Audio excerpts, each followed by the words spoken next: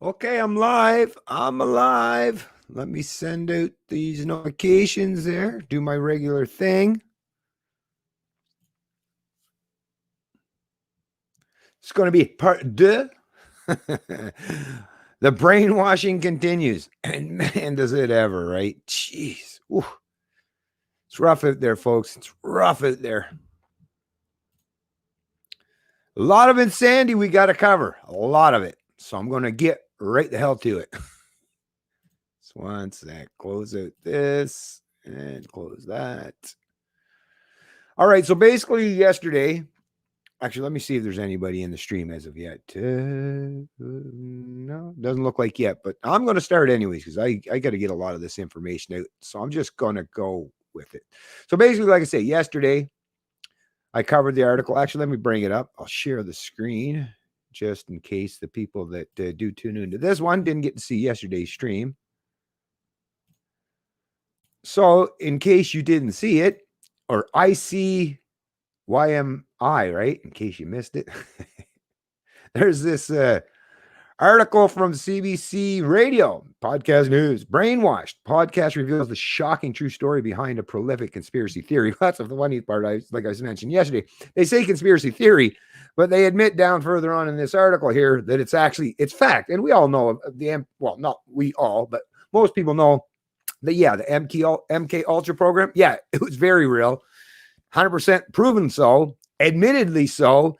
And it didn't just happen in the U.S. Yeah, Canada was involved too, big time, right?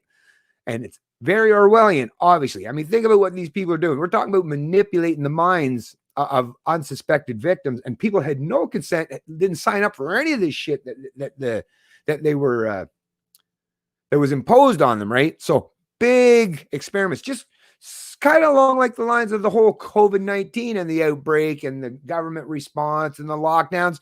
This you could say, and even some of these so-called experts have basically said, well, this is one of the biggest, social or human experiments, in history. And I'll definitely agree with that. And they're using a lot of the power of manipulation and persuasion and the term experts. Like, how many times have you seen the term experts thrown around these days, right? Well, that's used, and I've said this so many times in the past. I'm actually getting sick and tired of even hearing myself say it.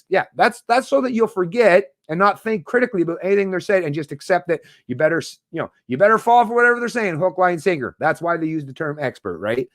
But anyways, like I say, so in addition to that, the fact that, and the hilarious part, the fact that the CBC radio is covering it and admitting that this conspiracy theory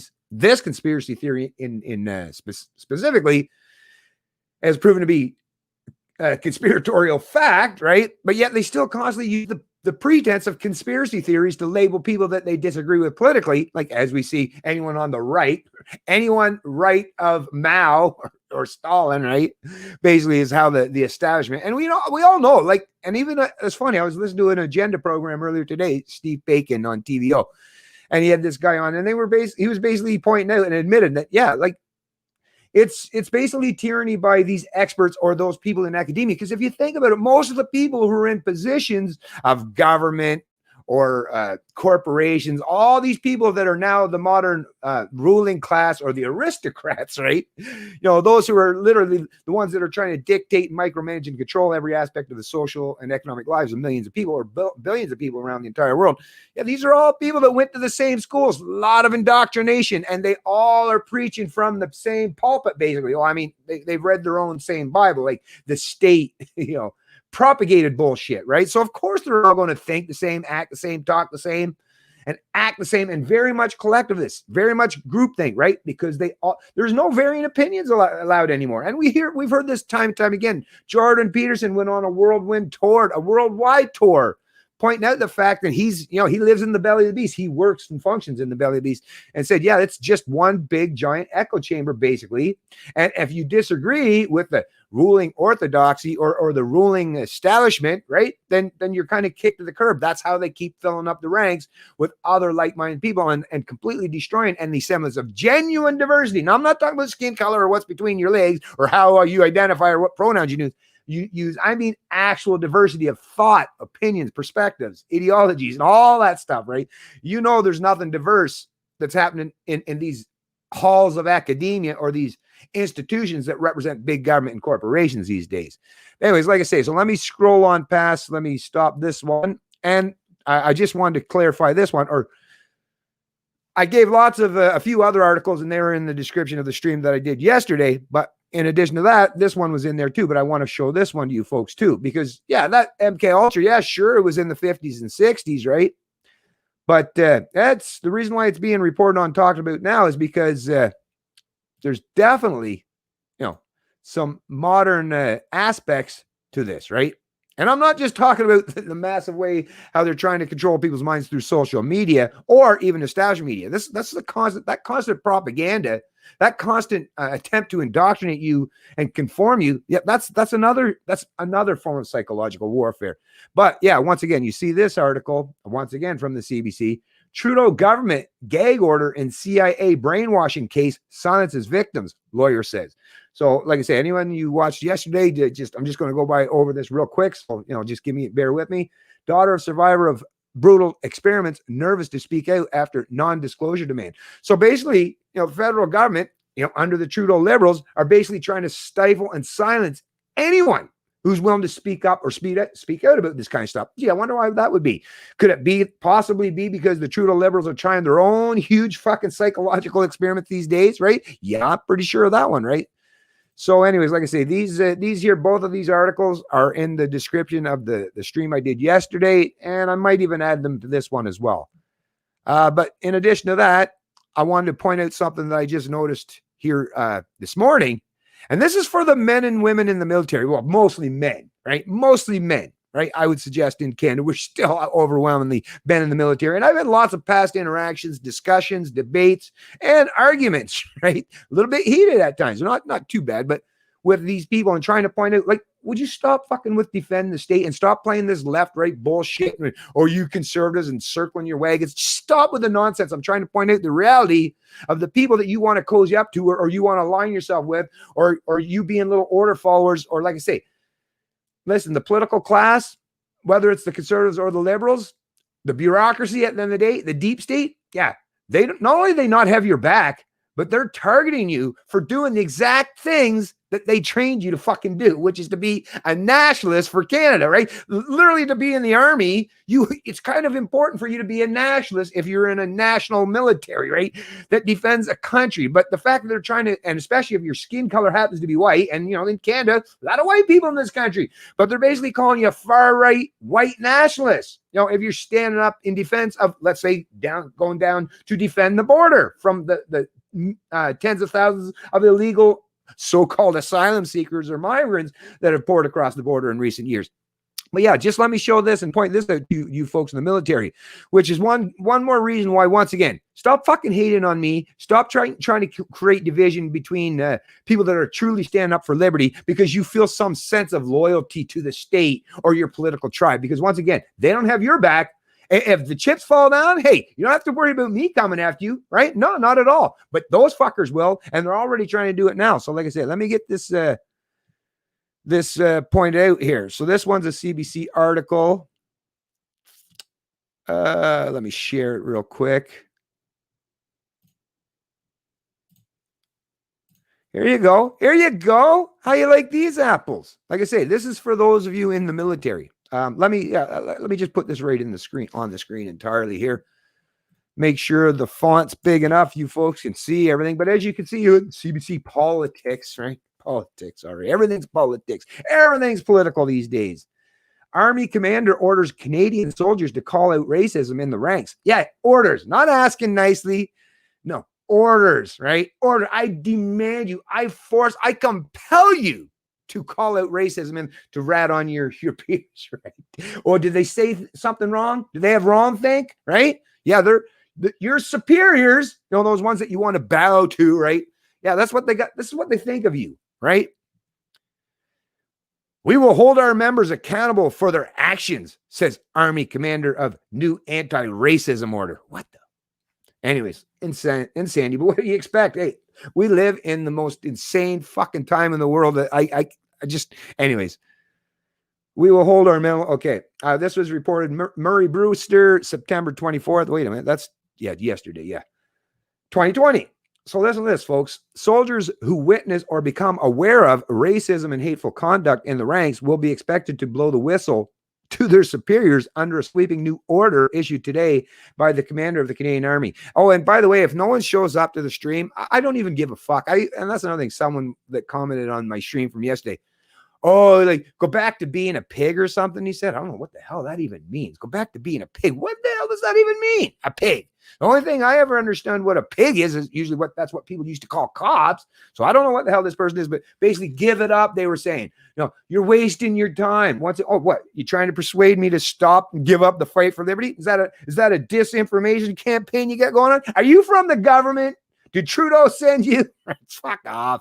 Yeah. As a matter of fact, the minute you tell me that, you should stop doing something, it's like, well, wait a minute. I probably should step up doing it more often, actually, if you're telling me I shouldn't do it, right? But anyways, yeah, that shit don't play with me. I do what I do, regardless of what other people think, how many people view it. Obviously, I mean, come on. Like I say, they've tried everything from suppressing my content, to denigrate me, insult me, deride me. I mean, trying to throw me under the bus, constant. But it's like, I'm still here, man. Still here. I'm not going nowhere. So suck it up, Buttercup. It's going to be a long, long ride.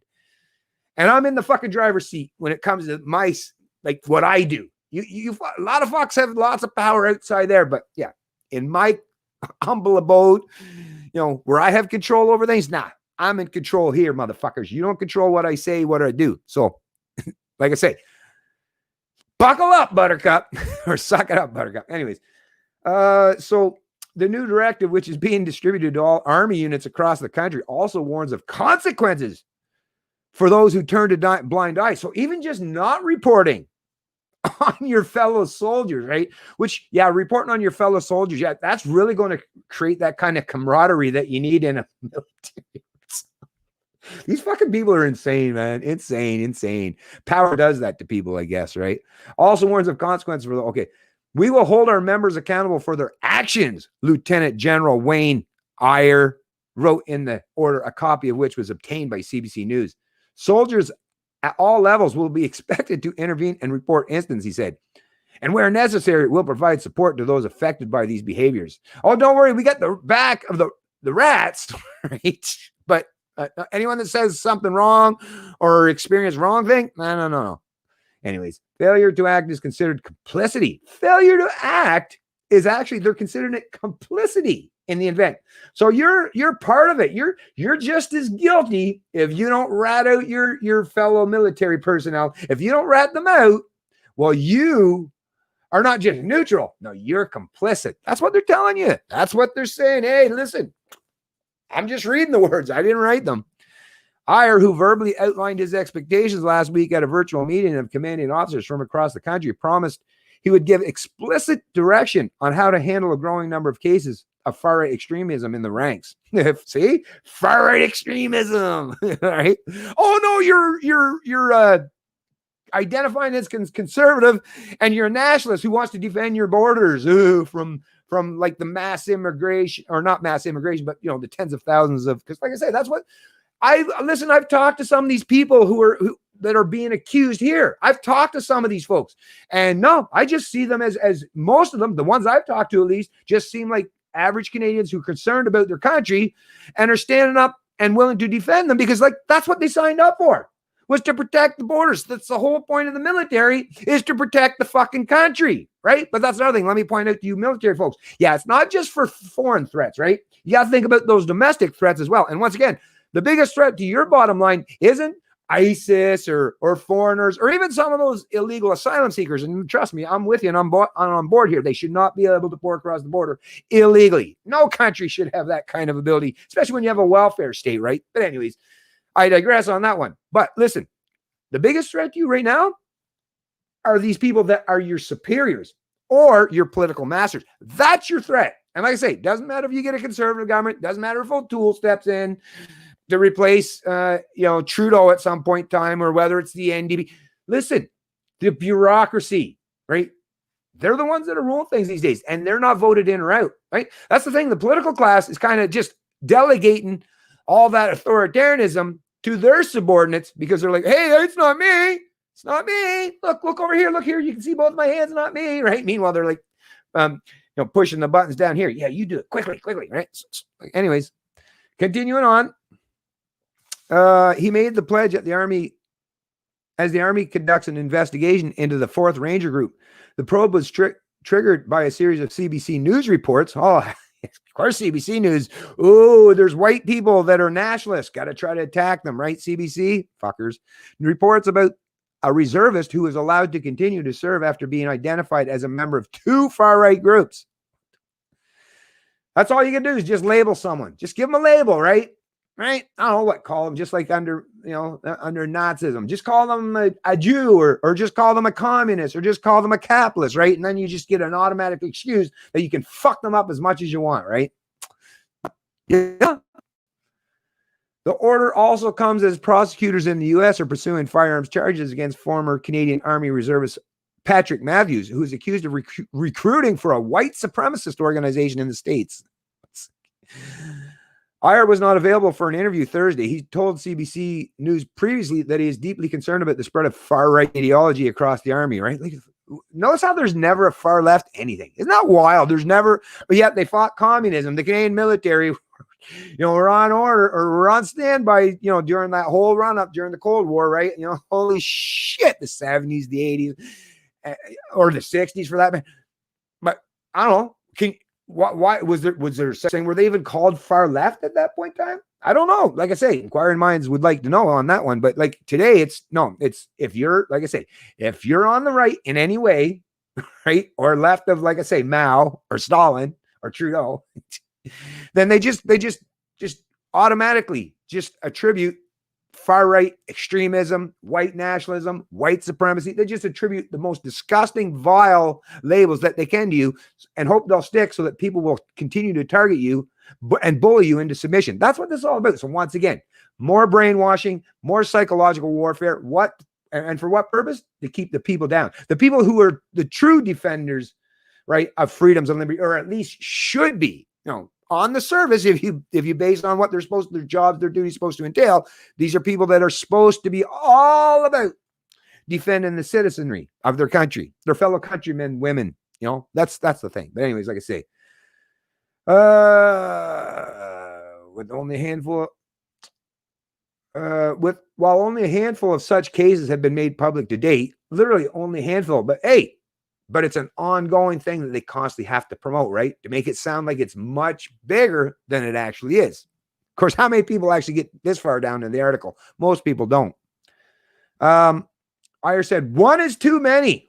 One is too many. It's just like one case of COVID. It's just too many. We got to lock down the goddamn entire economy. We got to destroy millions of people's jobs. We got to allow a lot of people to die from suicide, fucking ramping up their fucking prescription drugs, drinking more alcohol, abusing their fucking all of that. If only one person, we got to do it, because even if just one person contacts or dies from COVID, well, we got to sacrifice everyone else. The greater good, for the greater good. Well, wait a minute, that greater good, what, the greater good's doing really, really bad. You haven't noticed that? I have. Dipshits. Okay. Yeah, I'm a little bit fiery today. A little bit on fire. And that phone call from yesterday, by the way, is, I'm now, because meat has been, because of inflation and all the bullshit, and now that I'm living back in New Brunswick, lots of people that, grow their own pigs. Matter of fact, I plan on doing that stuff myself here eventually, pigs and cows. But yeah, so now I got a couple people that I've been talking to, and that was one that called me yesterday when I was doing my streams. Like, if I want to pick up a bunch of meat, he's got a couple 100 pounds of pork to sell, and going to be a whole lot better price. And I know where it come from. I know what it was fed. I'm top primo quality stuff at a fraction of the cost. I don't have to worry about the inflation. That's the thing, folks. We can all find ways. If you put your mind to it, you can find ways to function outside the system as much as humanly possible. But like I say, I've been telling that. I've been preaching that kind of message for a long, long time. And hopefully more and more people are starting to realize that, damn, Bennett knows what he's talking about, huh? I guess so. Seems that way anyways. Okay. One is too many, and vowed the Army would take action in concert with the rest of the Canadian Armed Forces. Are you sure they're all going to obey what you tell them? I don't know. They are order followers after all. So some may very well do that. That's the problem with being order followers, and why when I fucking accuse you people in the military of being mindless order followers, and I always say the mindless part of it is no, you can't, just because someone in some position of authority tells you to do something, like, come the fuck on. You got your own brain, right? You got your own heart. You got your own goddamn sense of morality and ethics. And it's damn time that you stop conforming yourself or conforming your own ethics and morality or your principles to some superior for a paycheck. No, do the fucking right thing. And that doesn't mean ratting out on your fellow reservists or military or active military members, for crying out loud. It means doing what you signed up to do, which is defend this country from any threats. And it should be whether it's domestic or foreign, right? That's what you signed up for, I would assume, or most people that I've ever talked to in the past, that's what they signed up for. That's why they went in the military. In his interview with CBC News earlier this month, Ayers said it sickens him to see racism and intolerance in Canadian society, especially when people holding those views want to join the military. Oh my God! 25-page order, which was signed late Wednesday, said the commanding officer is now directed to take a proactive response to concerns of hateful conduct. Hateful conduct. What the fuck does that even mean, right? Pretty fucking loose description. So in other words, you do anything they don't like, that gives them a blanket excuse and a reason to fuck you up. And does not need a written complaint. Does not need a written complaint to investigate any concerns. No written complaint or nothing. Just, hey, if somebody says something, they could, like I say, they can fuck you up for, they're making it so that they can fuck you up no matter what. And that's basically how most of the justice system or the rules or the laws in this country function. They're written so vaguely and so loosely that they can be interpreted to mean basically anything the fucking judge or the crown prosecutor or the politicians or the legislatures want to interpret them to make it so that they can fuck you up. If you don't bow, if you don't kiss the ring, like I say, the rules are written to make sure that they can fuck you up. Or, well, I mean, first they'd rather you just submit and conform and kiss the ring. But if you won't do that, if you're someone like me, well, they'll just use those rules, like I say, to completely fuck your life up, which, yes, I've experienced that. But once again, I'm bouncing back. I'm bouncing back. It's been a long, tedious progress and process, but I'm coming back. And like I say, I've never been completely knocked down or knocked out. I was knocked down, right? But I'm brushing myself and I'm getting back up, and I'm going to fucking keep getting back up. The only way I'm going to stay down is if you literally fucking, my heart stops, right? My brain, the signals stop processing. Like, I literally have to be completely stone cold dead for you to shut me the fuck up or prevent me from stopping. And like I say, I'd like to see a lot of these military men show that kind of courage and conviction under such fucking bullshit and under such, like, this, look at this crap. If you're in the military or you've been in the military, yeah, you might want to talk to your buddies, right? Yeah, about this stuff. Because, yeah, if they're willing to allow this shit to happen, or like, come on, man. Anyways, those in charge of army units and formations now also have the authority to temporarily relieve someone accused of racist behavior from duty until the appropriate investigation or follow-up has concluded. So even if you haven't been found guilty, so once again, nope, you don't have to be found guilty after an investigation, just like with mandatory minimum sentences and all that shit, just like with what I've had to go through in my fucking life where they destroyed my career and my livelihood. They'll just fuck you up without even going to the courts. And now once they get to the courts, they'll just fucking double down and fuck you up even further and then charge you a whole bunch of money while they're doing it, right? So they'll fuck you up and then economically enslave you, even so that you can never get your life back in order. I know that personally. I felt that heavy hand. But yeah, look at this. Like, look at this. This is the kind of shit. If you were reading this from the fucking military of some fucking Middle Eastern shithole dictatorship, that would sound like, yeah, that's how their fucking military works, right? But no, this is Canada, folks. This is Canada. This is Kanakistan. There are limits to that authority, however. The order says that commanders must balance the public interest, including the effect on operational effectiveness and morale, with the interest of the member before taking the formal step of relieving soldiers of duty. So once again, vague enough that's like, oh, we'll weigh this. But at the end of the day, it's still up to their goddamn opinion, whether they say, oh, I deemed it worthy or not. And they're the ones that's going to make that determination, right? It's not going to be based on anything genuinely objective. It's just, let me think, right? Let me weigh that out. And the order still depends on the willingness of soldiers to call each other out over racist and inappropriate behavior. Bystander intervention training will be key to our efforts to eliminate hateful conduct, because we all have a responsibility to act and respond when we witness hateful conduct and associated incidents, says the order. To that end, commanding officers have been told they need to keep an eye out for whistleblowers and investigate any reports of threatening, intimidating, ostracizing, or discriminatory behavior taken in response to a hate incident report.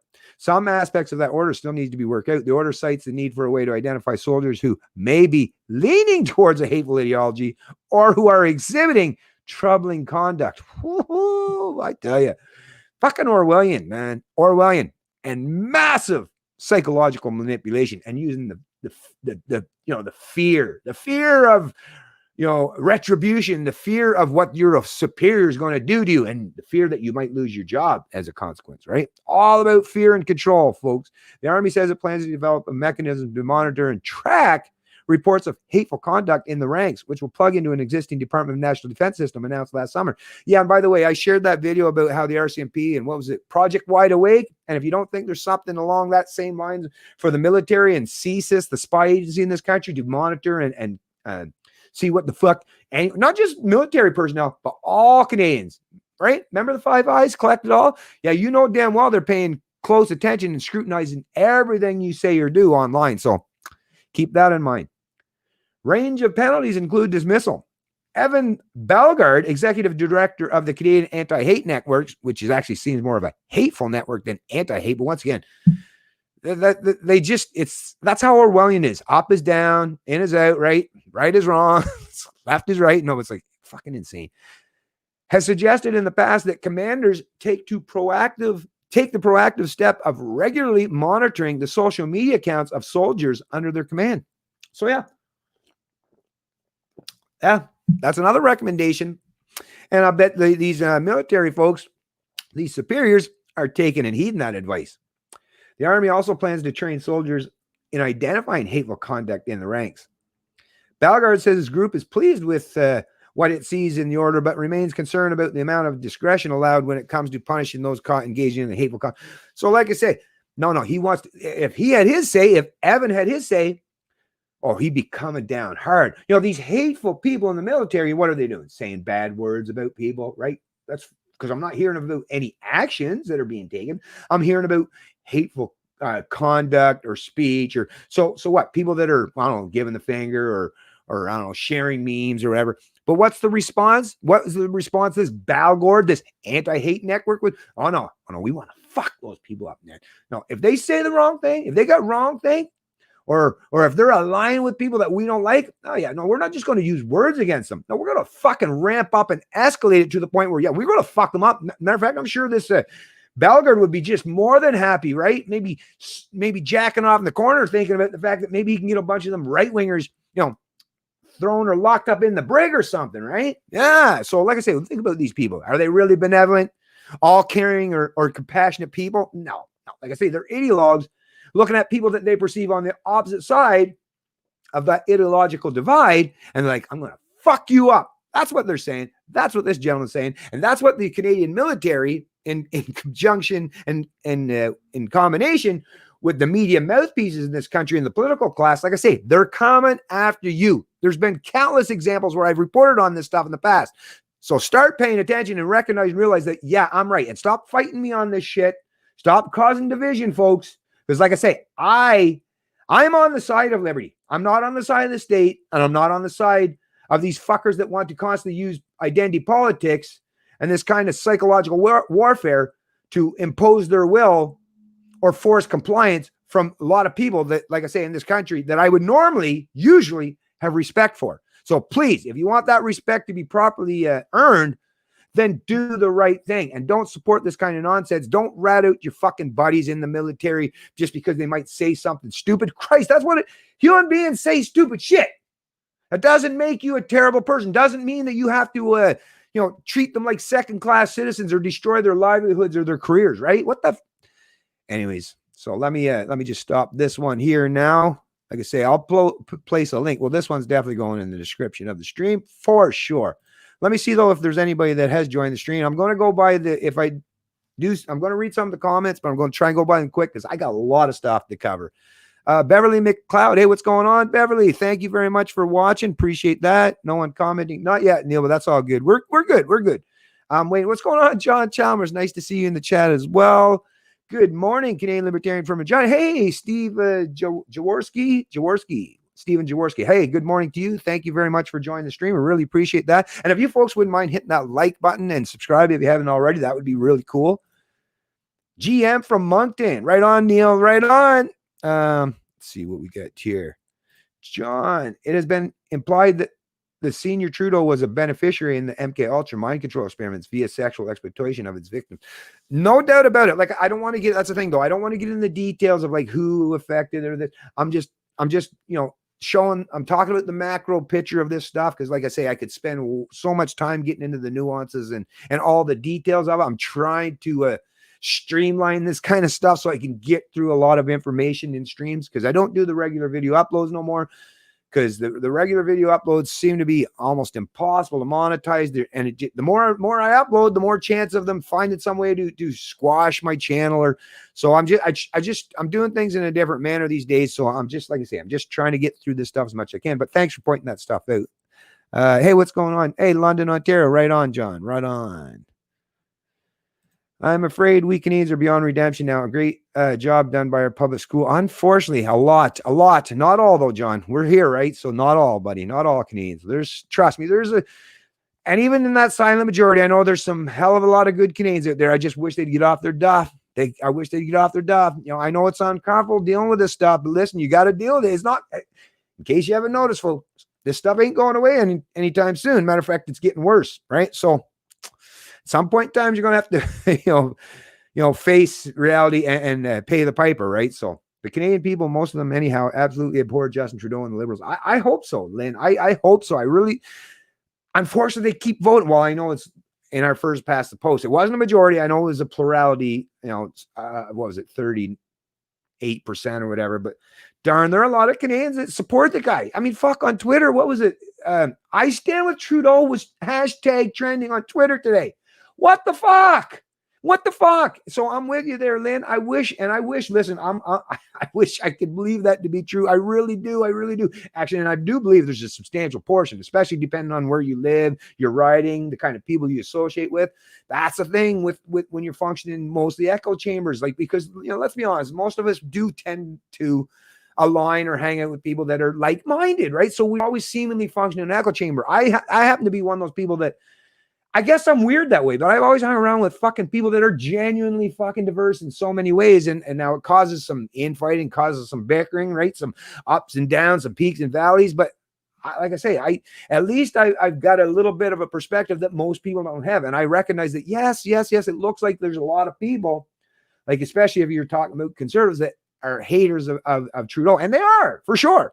But damn, out of that 37 million Canadians, there's a lot of them. There's millions and millions of them that support the fucking guy, no matter what he seems to do, no matter how many epic fucking violations, no matter how much corruption, no matter how much social or economic control he tries to impose on the people, or economically enslaving or indebting future and successful generations. People are seemingly willing to continue to fucking support this guy. I mean, come on, it's a minority government, and he still hasn't been taken out. Even the main parties, the conservatives, I mean, they're not supporting, the conservatives aren't necessarily supporting, but enough of the parties will fucking end up supporting the guy. Either that, or we'll go into another election where it just, I don't know, what do you get? Liberals or liberal-like conservatives under O'Toole. We're still going to, it's still going to be the same bullshit. This is the problem with trying to think that, picking the lessers of the evils, or playing that left-right political game. It's not working. It hasn't worked, right? The old definition is, insanity, doing the same thing over and over, expecting different results. Like I say, it's not working, but I'm with you, Lynn. I'm totally with you there. I'm not, obviously, I'm just got lots of pent up stuff that I'm kind of venting right now, right? So it's not directed towards you. I'm just doing my thing. And if you've watched me in the past, you realize I can get a little bit, what's the word? Excited about these kinds of things, I guess, is a decent word to use. Anyways, No one shows up. I'm here. Oh. No worries, Paul Lucas. It's all good, man. It's all good. There's shows. There's like 16 there. That's good for now. That's fine. That's like I say. Maybe some folks can watch it later. Like I say, nothing's going to deter me, anyways. I'm going to keep doing what I do.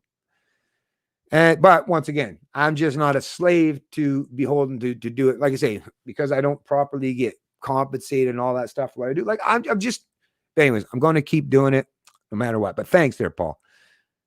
Yeah, racism exists in every culture, yet they broadcast it as being exclusively white, right? Exactly. And think about it. A lot of the people that are doing it are the ones that are probably racist themselves. They're projecting.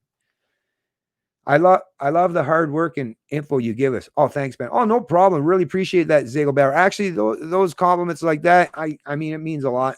It really does. It means a lot because I get a lot of insults too. So it's always nice to get the positive feedback. I really, really need that from time to time. I use that to stoke the fires of my inspiration, right? But thank you very much, John. Appreciate that. I've only seen real racism once, and it was native racist. Guy did not like the Crees. Oh, okay. Well, that's possible, of course, because I mean that's the thing. People can be fucking racist, and that is just the reality. You know, I'm not a fan of it, especially when you're talking about having that kind of prejudice towards people that you don't know just based on their immutable characteristics, such as the skin color. It's like, really though, to me, that's the least important thing. It's what color your skin is. Like, what the fuck ever, right? I can't even think of any examples unless it was like, I don't know, something had to do with coordinating colors or something. Like, what would it matter? Is what the hell is the person decent? What resides in their mind? Are they compassionate? They got a big heart? Are they a hardworking? Are they decent? Are they good to their family? All that stuff, right? that all matters so much more than, like I say, what color your skin is. Like, who really gives a shit? I find racism to be fucking so crazy. I get why it existed and, throughout history, right? The in-group preferences and the tribalism, because it is part of our core of our brain to be very much all about the in-group and tribalism and defend it against any external threat. So, but I mean, come on. In 2020, racism, and actually most people, well, that's the thing in Canada, most people I interact with, unless they're just really good at hiding it, aren't like that kind of racism, right? Of genuinely racist to the point where they want to cause harm to other people. They might have, like I say, what I see most of the time when people that are accusing other people of being racist is people that have an in-group preference. So like white people that maybe might prefer to associate with other people with the same skin color or similar backgrounds or reasons, because it might not even just be that the fact they share the same skin color. It might be because they have the same heritage or history, right? Or culture because of their heritage and history. That's usually what it comes down to when I hear people talking about it. It's like, I want like my kind. So it's not that they want to cause harm to other people. That's the thing. This whole term racism has been rewritten now to mean basically anyone. If you say anything bad about anybody, right, or you have in-group preference for some people over others, then it just constantly makes you into like this evil racist person, which obviously is not true. But anyways, I hear you there, Leo Young. What do we got here? You would be surprised how many sheep here still support Trudeau. I tell them, yeah, I agree. That's what I'm saying. I know. That's the thing. Just look at all the mask wearers, right? It's like, if you don't believe that there's a lot of people that support Trudeau or will fall for his bullshit, right? Told you the only option that we're on camera laughing. What are Canadians going to do to war? Their words. Well, that was a tough one. Told you only one option. They were on camera laughing. What are Canadians going to do? Go to war? Their words. Interesting. Oh, thanks for joining the stream, by the way. Taco. Scott, the only good thing is most of those sheep are not armed. Well, that is a good thing. That is definitely a good thing. Oh, wait, no. That is a bad thing? Wait, no. The only good thing is most of those sheep. Oh, I get what you're saying. Well, I guess that depends, right? That's not necessarily a good thing. Well, it depends, I guess. How it works is you would want your opponents to be disarmed. That's the problem, though, when you picking sides in terms of like the left-right divide thing is, I don't know. Anyways, I don't want to get into that. I'll leave that amongst you guys, but the cowards wouldn't be on the side of freedom anyways. Fear creates tyrants. They will sign. I will say, listen, that's another thing, which is why I don't specifically just target people on the left. Listen, a lot of these people on the left and a lot of even these fucked up retards that we see out there, trust me, they're going through hell too, folks. Like I say, lot of those lefties are hurting just as badly as you or I are. So can we, like I say, can we just stop with the left-right crap, man? At the very least, stop with that. Even some of these people that identify as Antifa, now some of them are idiots. The ones that you see causing violence, yeah, I wouldn't fucking line with these fucking people, right? If they're just using preemptive violence needlessly against people that haven't done anything to them. No, those are the fucking assholes and idiots. As I'd be calling them out just like you.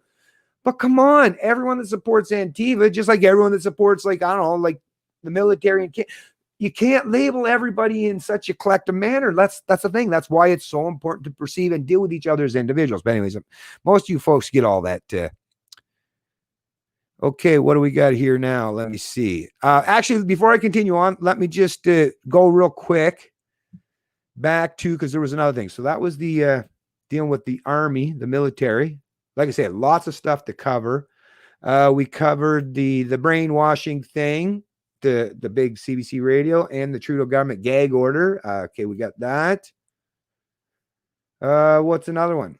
Oh, this. Yes. Actually, let me bring this up. This is a great, I'm going to include this for sure, because this is a great article.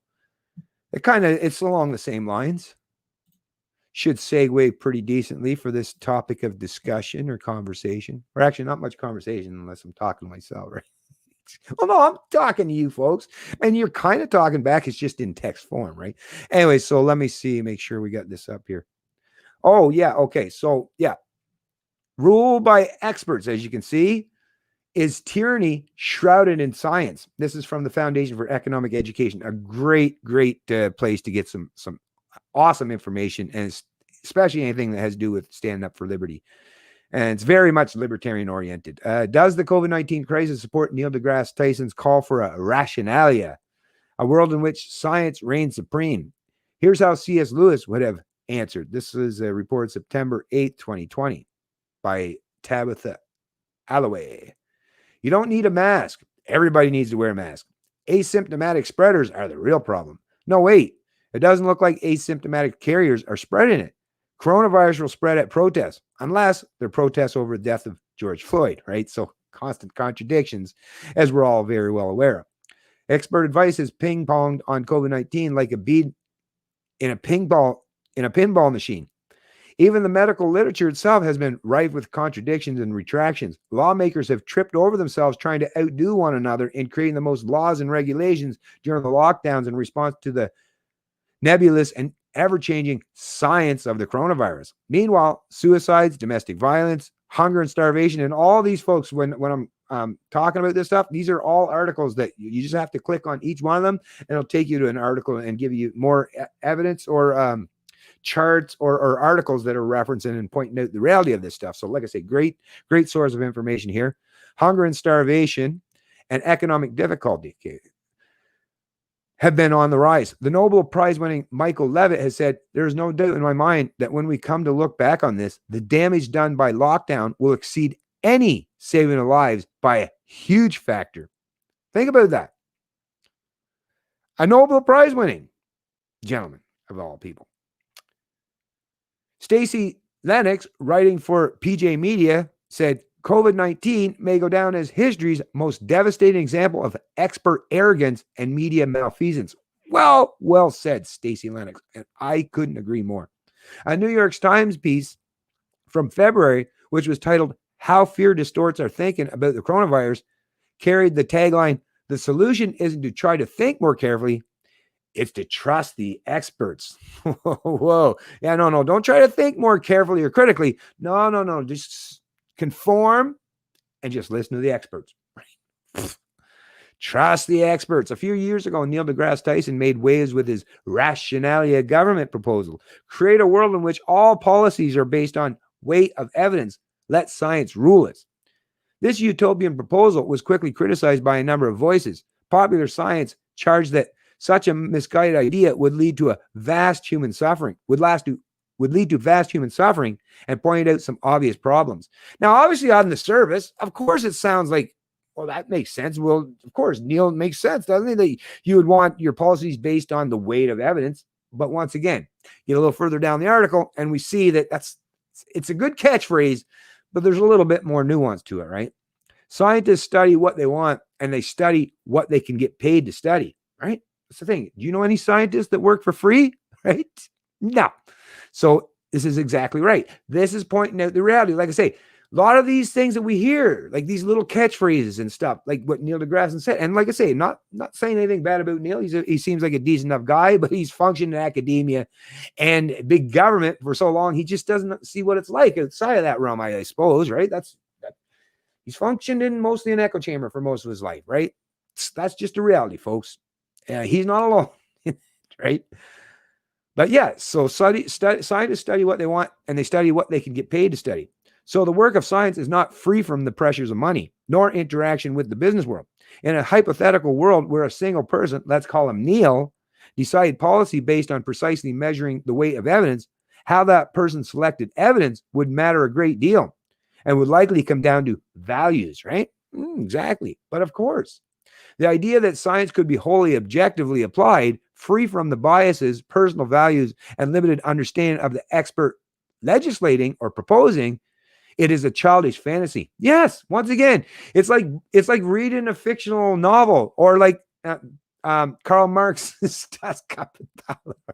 No, it's like believing in the utopian of socialism and these collective ideologies of if we just do this, we can make people never have to work and everybody will be treated equal and blah blah blah. Like it sounds great in theory, folks. It really does.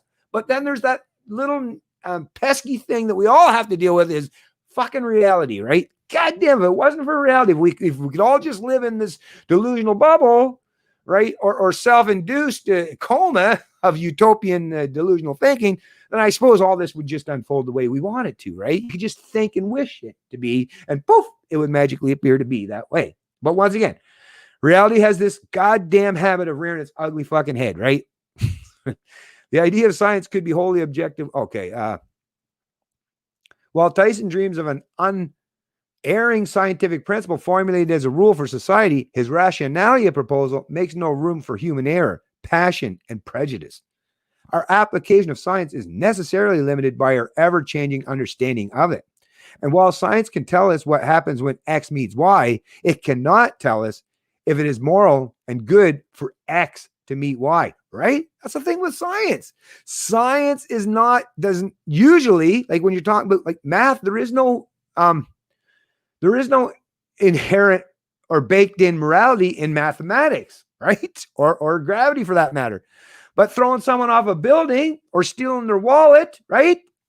There is morality and ethics built in that. So once again, science can't be the only means or measure to base our decision on all things. It has its purpose and very rightful purpose that we should use it for, which is to figure out if you want 4 apples, well, you better learn how to count 1, 2, 3, 4, right? And be able to figure out and count that up to that number. So science definitely has its application, and it's very beneficial for humans to use science and evidence for a lot of things they undertake, but obviously not everything. The idea that science could be we have more than a little evidence from history that science, or what was attempted at the time as science, has most certainly caused vast human suffering when wielded by unscrupulous men and fascist dictators, right? Yeah, a lot of scientists worked for Hitler, right? Damn right. A lot of mindless conformist and compliance scientists that create a whole lot of machinery, chemicals, and other agents that cause the deaths of millions and millions of people. So yeah, so there's that once again. From the murder of Aboriginal Australians to the forced sterilization of America, eugenics, genocide, and racism have sprung from or found their apology in social Darwinism. As Robert F. Grabois noted in U.S. News and World Report, Nazi Deputy Führer Rudolf Hess stated, probably sincerely, that National Socialism is nothing but applied biology. Right? Woohoo, baby. Yeah, right. Bumbling do-gooders and their victims are not immune to unintended consequences either, as we have so lately observed. The idea that the world would best be run by a class of intellectual elites and experts is hardly novel or original. The Greek philosopher Plato theorized that until philosophers were kings, cities would never have rest from their evils. He believed these men alone were immune to the corruption of power and money that came with politics, and thus the only group capable of leading men into virtue and ultimately the good life, which, as we've seen time and time again, there is no such thing as an infallible or uncorruptible human being. We are all fallible, and we are all corruptible. Every one of us, including myself, including you, including everyone else. Now, might take a little bit more, right? It depends on your starting point and how much you're willing to put up with it, and how much morality is baked into your. There's so many factors: environmental, biological, lots of factors that go into this. But every human being on this planet, there's no perfect human being, and every person on this planet is susceptible to being corrupted by power. Everyone, bar none, folks. That is a universality. That is a universal rule of what it is to be a human being. His utopian ideal relied, and that's a beautiful thing about Christianity and the teachings of the Bible. Like I say, not that you have to abide by everything that's said in the Bible, but that's the thing. That is the one thing I took away from, especially in the teachings of Christ and stuff, is yes, we're all fallible, we're all imperfect, right? That's the beautiful thing, and why you're supposed to have empathy and compassion for people, even for people that do something wrong, and why you're not cancel culture is a bad idea, and that people might be able to find ways to do better and try to get out from doing wrong things on a continued basis. Doesn't mean they'll ever not do them, but like I say, there is a very good reason why people should never be given the kind of authority that are given to certain people today have. And like I say, not just today, but throughout all of history. It's been proven time and time again, countless examples with no exceptions, that if you give people too much power, it's going to be detrimental. Now, it might depend, and it is dependent on the kind of people. Like some people will use their power, and maybe some people will benefit and feel protected from that power, right? It depends on which side of that divide you are. If you're looked at as a threat, well, that power is now a threat to you. Whereas if you're someone that aligns with the political operatives or those who are in charge today, well, then maybe you might be protected. But at the same time, there's always that very real fact that someone who's an opponent, ideologically, politically, who might rise to power subsequent to that, who will then turn and use their power against you and those that align with you. So anyways, his utopian ideal relied on authoritarian elites who would know better than everyone else and who would use their special wisdom to dictate the lives of others. Yeah. The strain of idealism has manifested in many ways throughout human history, but at its heart is based on the belief that a special class of men, the intellectuals, the scientists, the philosophers, could function as the high priests of society, dictating the lives of everyone below them who are too ignorant to know what is best for them, or would lack the moral fiber to do what is right without persuasion. Now, once again, as a generalized statement, some of that stuff might resonate with you. It does kind of with me too, because there are some people that could really, really use some guidance. But once again, would I ever want to set up where the only people who are in charge, right? Or were the ones that arbiters of truth are so-called experts, not even philosophers. I wouldn't even say, like I say, that's the beauty about freedom of speech, freedom of thought, freedom of association, and just freedom in general is, you can never pretend to be all-knowing or an oracle. No matter how competent you are, there's always somebody that's going to come along and challenge you. And once again, even if something that you say or how you want people to live might be conducive or beneficial to you, or how you want to do things, well, other people have different aspirations, goals, and ways they want to live their life. That's why there should never be any semblance of any tyranny, whether it's by a minority or a majority or a class of so-called experts. Could function as the high priest of society. Okay. For anyone not belonging to this class of elites, thinking would then become a luxury, potentially even a liability, but certainly not a necessity. Obedience is all that matters in such a state. One man becomes the conditioner, the other the condition.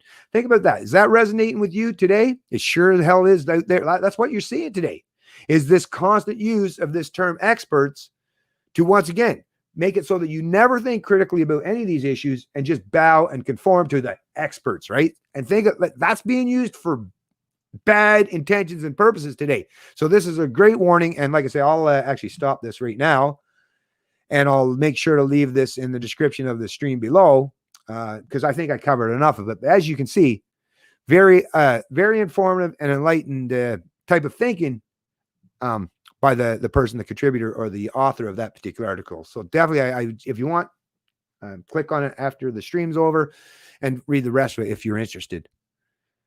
Okay, let's get back into the chat here for a little bit. Again, I'm from BC. Keep on. Hey, what's going on, Michael Griffin? Hey, how you doing? I from BC. Keep on keeping on. Thank you very much, sir. Have yourself a good day today, and I appreciate you joining the stream. Don Hicks. Yeah, you need to talk about technocracy. Thanks. Oh, I just did. Cool. Oh, we're going to get there. We're going to get there. We're going to get there. The screen was looking mighty empty. I had to write something. The screen was looking. Sorry. I apologize. Oh, I think I see Leo in the chat here. One sec. What's going on? There we go. Hey, what's going on, Leo? Nice to see you today again there, my friend. I do have a bit of time today if you want to chat. Okay. Yeah, why not? Like I say, I can I'm doing all this stuff on the fly. So actually I'll send a link there for you, Leo. Because yeah, we can deal with some stuff. And actually, while you're doing some talking, actually, this would be great. Yeah, I'm going to bring you into the chat there if you don't mind, Leo, because I want to get some stuff covered. But that's the thing. When I'm kind of stumbling around trying to get all this stuff sorted out, and then you can be covering and talking about your own things here. So I'm going to send you a link through a Twitter message. Here we go. Or wait, now I got to get the link. Did I? Yeah, there we go. Invite. There you go. Here you go. Leo. Here you go, Leo. All right. Oh, done. So yeah, Leo's going to be joining us here shortly, which is always great. Okay, let me click back over here, get back to where I was at. Let me get into the stream, read a few more comments before Leo gets in here. Oh, I see Rika. Awesome. You're pretty early on there, Rika. I guess. Well, 56 minutes. Damn, I've already been rambling on for 56 minutes. Damn, I certainly can ramble, can I? I didn't know when that whole hour almost went by already. But that's the thing. I get really wrapped up in this stuff. And like I say, I like having you folks on here because then I don't feel like I'm just talking to myself. It's so weird when I'm doing it and there's like nobody there. You can try to convince and trick yourself. Oh, no, there's somebody there. They're just being quiet. But it is a little weird at times when you're live, right? Different story when you're doing them in a, like as how I used to do my videos, like, just offline stuff. Anyways, thanks for joining the stream, Rika. Hope you're enjoying it and hope you're having a great day. And I hope you have a great weekend as well. John, rambunctious. Yeah, I'm a little rambunctious. Yeah. Yeah. I was told that when I was a child too. Yeah, whatever happened to sticks and stones? I'm with you there, John. That was what I was taught when I was raised, like sticks and stones will break your bones and they will never hurt you. And yeah, I still, of course, like, come on. Makes sense, right? That went the way of the T-Rex, John. Oh, that went. Darn, I must have missed that one, Corey W. Hey, thanks for joining the stream. Yeah, Don Hicks. What we got here, there's 3 pronged attacks on our liberties. 1 via the pandemic, 2 via the economic collapse, and 3 via technology. Big time. Technocracy. That's a great terminology, actually. And that does seem to be something that's very, very prevalent today, right? That's true. Yep.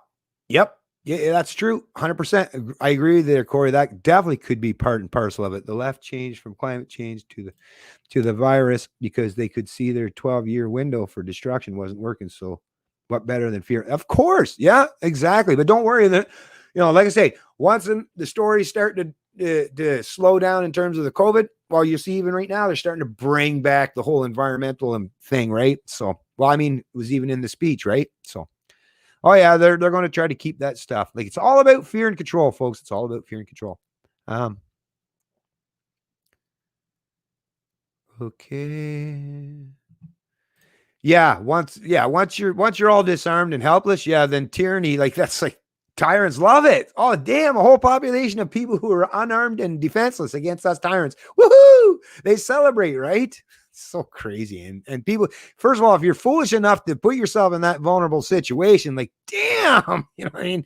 It's probably not a good idea there, folks. I'm not telling you what to do, of course, but making yourself into a potential victim, right? By leaving yourself helpless and defenseless against authoritarians or any threat for that matter is not a good idea. It's not a good life strategy, right? I don't think so. Shoot. Anyways, like I say, thanks for all you folks joining in the stream here. Plato was an elitist who knocked off little Greek boys. Who not? Well, you know, that's the thing. And I will say Plato, I prefer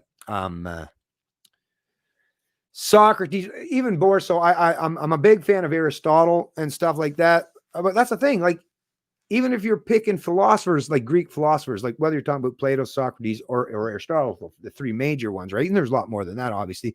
But the ones that are mostly talked about today is, man, I get something from each and every one of them. There's some stuff that I find negative from some, but that's the beauty, right? Actually, that's a perfect example where I would never want, even as much respect I have for Aristotle, if he were alive today, I'd be like, okay, I can't rely on Aristotle alone to inform me properly. I need to hear stuff from like Socrates or Plato and all kinds of different people. I need to hear this. That's actually what's going to give me the most well-rounded mind so that I could properly think about these issues critically. You need to have some vast and various perspectives. Like, that's the way to connect the dots, right? I'm such a huge fan of absolutely genuine diversity in terms of thoughts and ideology. I don't want a one size fits all. For matter of fact, I think it'd be quite fucking boring, not just how detrimental it would be for like closing down the minds or society and all that stuff and bring us into a dark ages, but Jesus, I don't, just mindless conformists and we're all like NPCs. What a boring goddamn world that sounds like. China Plague. nice user's name at People's Party. Oh, I see that. Trying to get some free advertising, are you? Nah, it's all good. I'm all good with that. It doesn't matter to me. Hey, Jerome. Oh, I thought it was Jerome. Sorry. Time to seek out and join a local anti-tax group so you have some support when the feds try to mandate forced vaccines. Oh, yeah. I've been saying for a long, long time. Yeah. Find a way to exit the system so that your economic prosperity isn't constantly being devalued, manipulated, destroyed, or confiscated. Like, that is really important. Just like with I would give that advice to anyone. Yeah. If you're walking downtown Queen Street at night, yeah, probably not a good idea if you're a lady to have your purse open with dollar bills hanging out. Or even if you're a guy, yeah, probably not a good idea to have your wallet hanging in your back pocket with a big thick stack of fucking $100 bills that somebody can see from a distance away. Be proactive in protecting yourself. That's the thing. And like I say, I've been given that, and there's ways to do that. Whether you want to, gold and silver are great hedges against fiat currencies. I mean, think about it. If you invested in gold, whether it was in the early 1900s or even just a couple years ago, look at how well it has hedged and protected you against the kind of inflation that's taken place as a consequence of big government stimulus programs and monetary policy. You got Bitcoin, you got Ethereum, you've got all kinds of ways. You've got all kinds of online platforms and marketplaces that accept different forms of payment, right? There's a gazillion ways. Bartering, right? Bartering was used to be really difficult, but now because we have the big giant marketplace where people actually might want what you want and they don't have to be your neighbor, that actual exchange just through barter, that can take place too, right? So there's a myriad and multitude of ways to try to escape that system and protect yourself, both socially and economically. And I would definitely say, just like what China Plague here is suggesting, that you need to do what you need to do to protect yourself and your economic prosperity and your bottom line, for sure. So great advice there, China Plague, and enjoy the free advertisement. Hey, what's going on, Jarima W? What's going on? How are you doing? Hey, I admire your dedication. Well, thank you very much. I really appreciate that, and I enjoy having people that admire that tell me that, because that's like I say, that's the fuel that keeps me going. So thank you very much, Jarima. I am a dedicated man. Just talk to my lady of 30 years, right? I'm very dedicated. Or the fact that I still have the first car I ever bought when I was a teenager. Yeah, I still have my first car. Or the Sport ATV. Like I say, yes, I'm a very dedicated person, not just in terms of dedicated to speaking the truth and stand for liberty, but in many other areas and aspects of my life as well. But thank you very much. Appreciate that. Take a breath, Bennett. Take a breath. Where's Leo? Where's Leo? I sent the message, Leo. Or was I too far behind? Shoot. That's what I should have checked. Was I too far behind? When did Leo send the message? 12:33. Oh yeah. So that was about a half hour ago. Bummer. Damn, that time went by awful quick, didn't it? Okay, well, all right. So that's fine. That's fine, I guess. So I guess Leo probably won't be joining us after all, because I think I sent it out a little bit too. Oh, Chevelle. What's that? SS Chevelle? Nice. I don't know where that came up, but I'm a big fan already. Big fan. Um, the 70, of course, LS6 454. Definitely a huge fan of that. You know, and it is the mainstay when you're talking about a Chevelle SS. Everyone automatically gets that mental visual image in their head of the 70 Chevelle 454 LS6. You know, usually whatever color you're choosing with the stripes, right? But I'm a big fan of the 67s, 66, 67. Tell you the truth, I actually prefer, because the interiors I find a little bit nicer. Basically, the same car is the Beaumont. So big fan of the Chevelle. And I believe actually the Beaumonts used to be made up in Oshawa, Ontario, actually back in the day. And you can still find quite a few of them there if you go to any of the car shows. Beautiful vehicles. Love them. Big fan of the Chevelles and big fan of a lot of those awesome old muscle cars. But yeah, cool.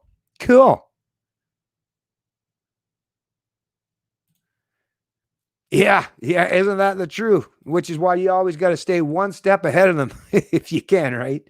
Arbor Borealis Bear. Hey, what's going on, Arbor Borealis Bear? Did my PAL course back in Feb. Still haven't got my card in mail. Wild how long it takes to get a gun, Kenny. Yeah, we all know about, especially when you're talking about mail. Holy crap. I was just saying there on my stream yesterday, it took almost 2 weeks to get my license thing sent out to me. And it only had to come from like the city. It's not even that far away. I'm in New Brunswick. It's not that big of a province. Like, what the hell does it take so long? Almost 2 weeks? Like, really? But hey, whatever. These hate to say it, but there are people that work for the government. You know, I know that bothers people. It's like, because some people, like, probably like some of you there work for the government. It's like, well, sorry. Sorry. That's just I have this terrible thing I do all the time, which is tell the truth, right? Got this nasty habit. I'm with the original version, China Plague, anti-tax, right on. Where are we at here? Okay.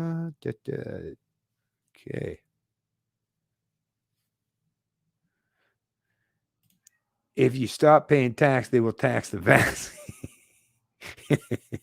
Oh, by the way, Lamb Nut, if you haven't, because you seem like a fairly, I don't know if I've seen that name before, but if you haven't already, hit the like button and subscribe to the channel. I would really appreciate that. And then you'll get notifications too. If you click on that bell icon, you can get notifications when I'm doing streams in the future as well. Any choice has a consequence. Isn't that the truth? Isn't that the truth? Oh, I sent the link from yesterday. Oh, crap. Sorry about that, Leo. Damn it. Okay, let me try this again then. Copy. Okay. Let me try that again. Oh, wait now. I sent two, actually, Leo. There was one from yesterday. Oh, wait a minute. Where is he? Where's Leo? I see him commenting. I don't see you on the stream. Oh, wait. Oh, wait, how come I'm not seeing nothing? I'm going to send it again, Leo. Just stay tuned there, man. I thought oh, wait, now that may be why. Okay. There we go. Sorry about that, Leo. I don't know what the hell. Yeah, it looks like it's the same one. I think it was the same link.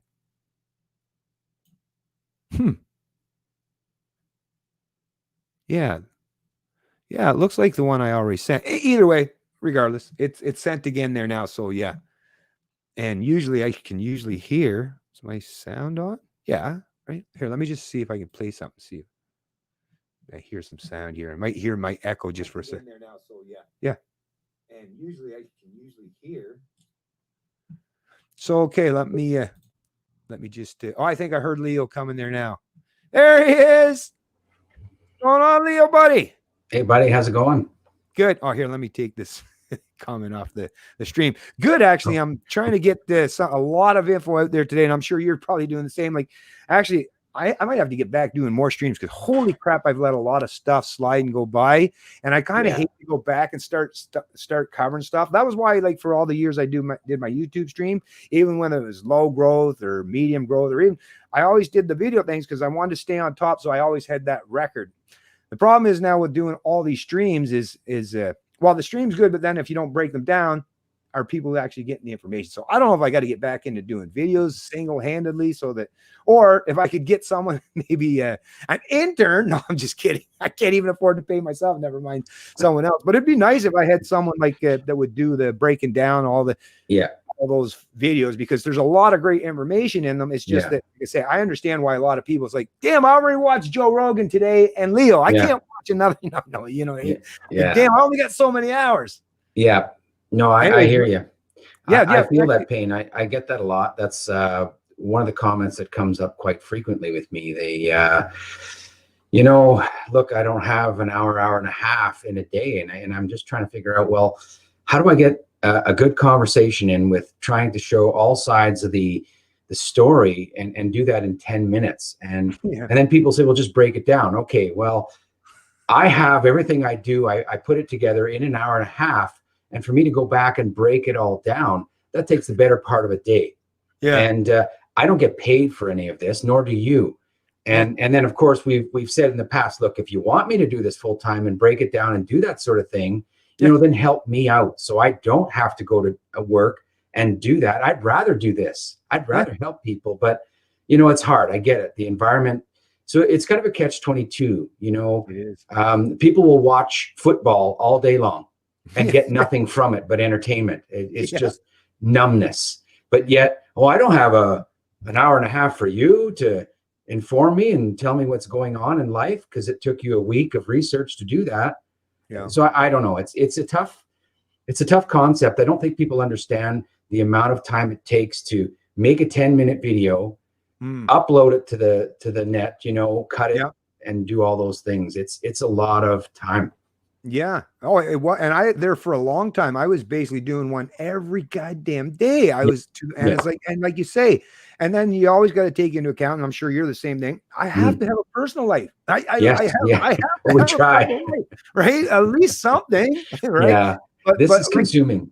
Here's the thing. Here's the problem is, and the way the established media and the way most people have grown up watching the media is everything looks like it can be all done in 10-minute or 5-minute segments. But these guys have teams of fucking people doing all the fucking grunt work, and then all they got to do is sit and read a teleprompter, right? So that's easy. But for us to be able to take all the information and not just repeat and regurgitate what someone's putting on a screen, but to actually be able to think critically on the fly while you're doing your show, right? To be able to do all that stuff and be properly informed enough to even be knowledgeable on these topics, because just like you and I, like to know what the hell's going on, not just economic, but social policy, politics, philosophical, historical context, the virus. Like, do you know what kind of work it takes? I know because you do the work that I do. It's like you spend like basically morning till night a lot of time.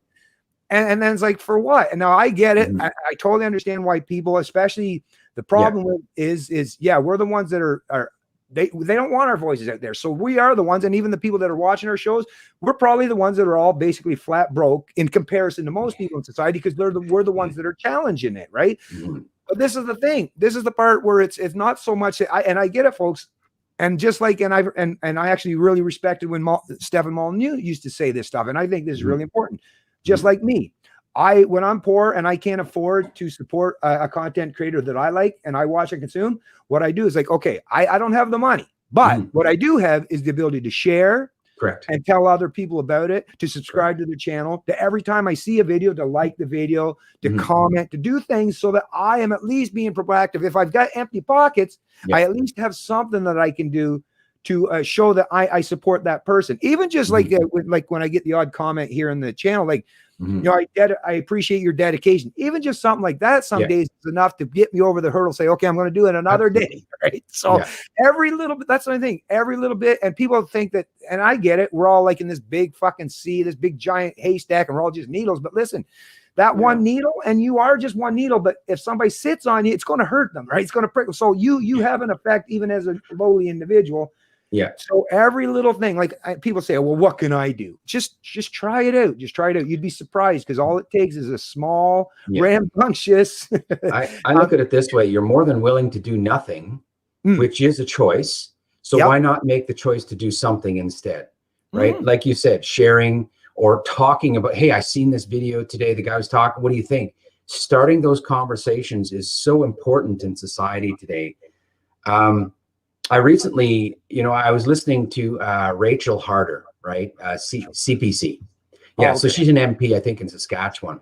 Okay, yeah. And funny enough, the video just popped up in my stream there, or in my recommendations, whatever the case is. Right. And I listened. I thought, why not? It's another voice. I'll listen. And it was a really good video. I really liked it. She was just talking about literally personal accountability, Nice. getting your voice out there, speaking up, and stop sitting on your hands, more or less. If I could paraphrase the whole thing, and suggesting how dangerous it is right now that people are so complacent and afraid to speak up, and parties or people like the Liberal Party right now are taking advantage of you. You're silent majority doing nothing, and they're walking all over you, and you're making it easy for them. Yeah. Because they're willing to put in the work to trample over the rights, the freedoms, to get what they want, but you're not willing to push back. Yeah. Again, sort of a paraphrase of what she was saying. So I reached out to her and said, hey, let's have a conversation. I know you do this as well, to anyone. Yeah. And it doesn't matter. It's not partisan conversation. It's just, I like what you're saying, and this resonates with me.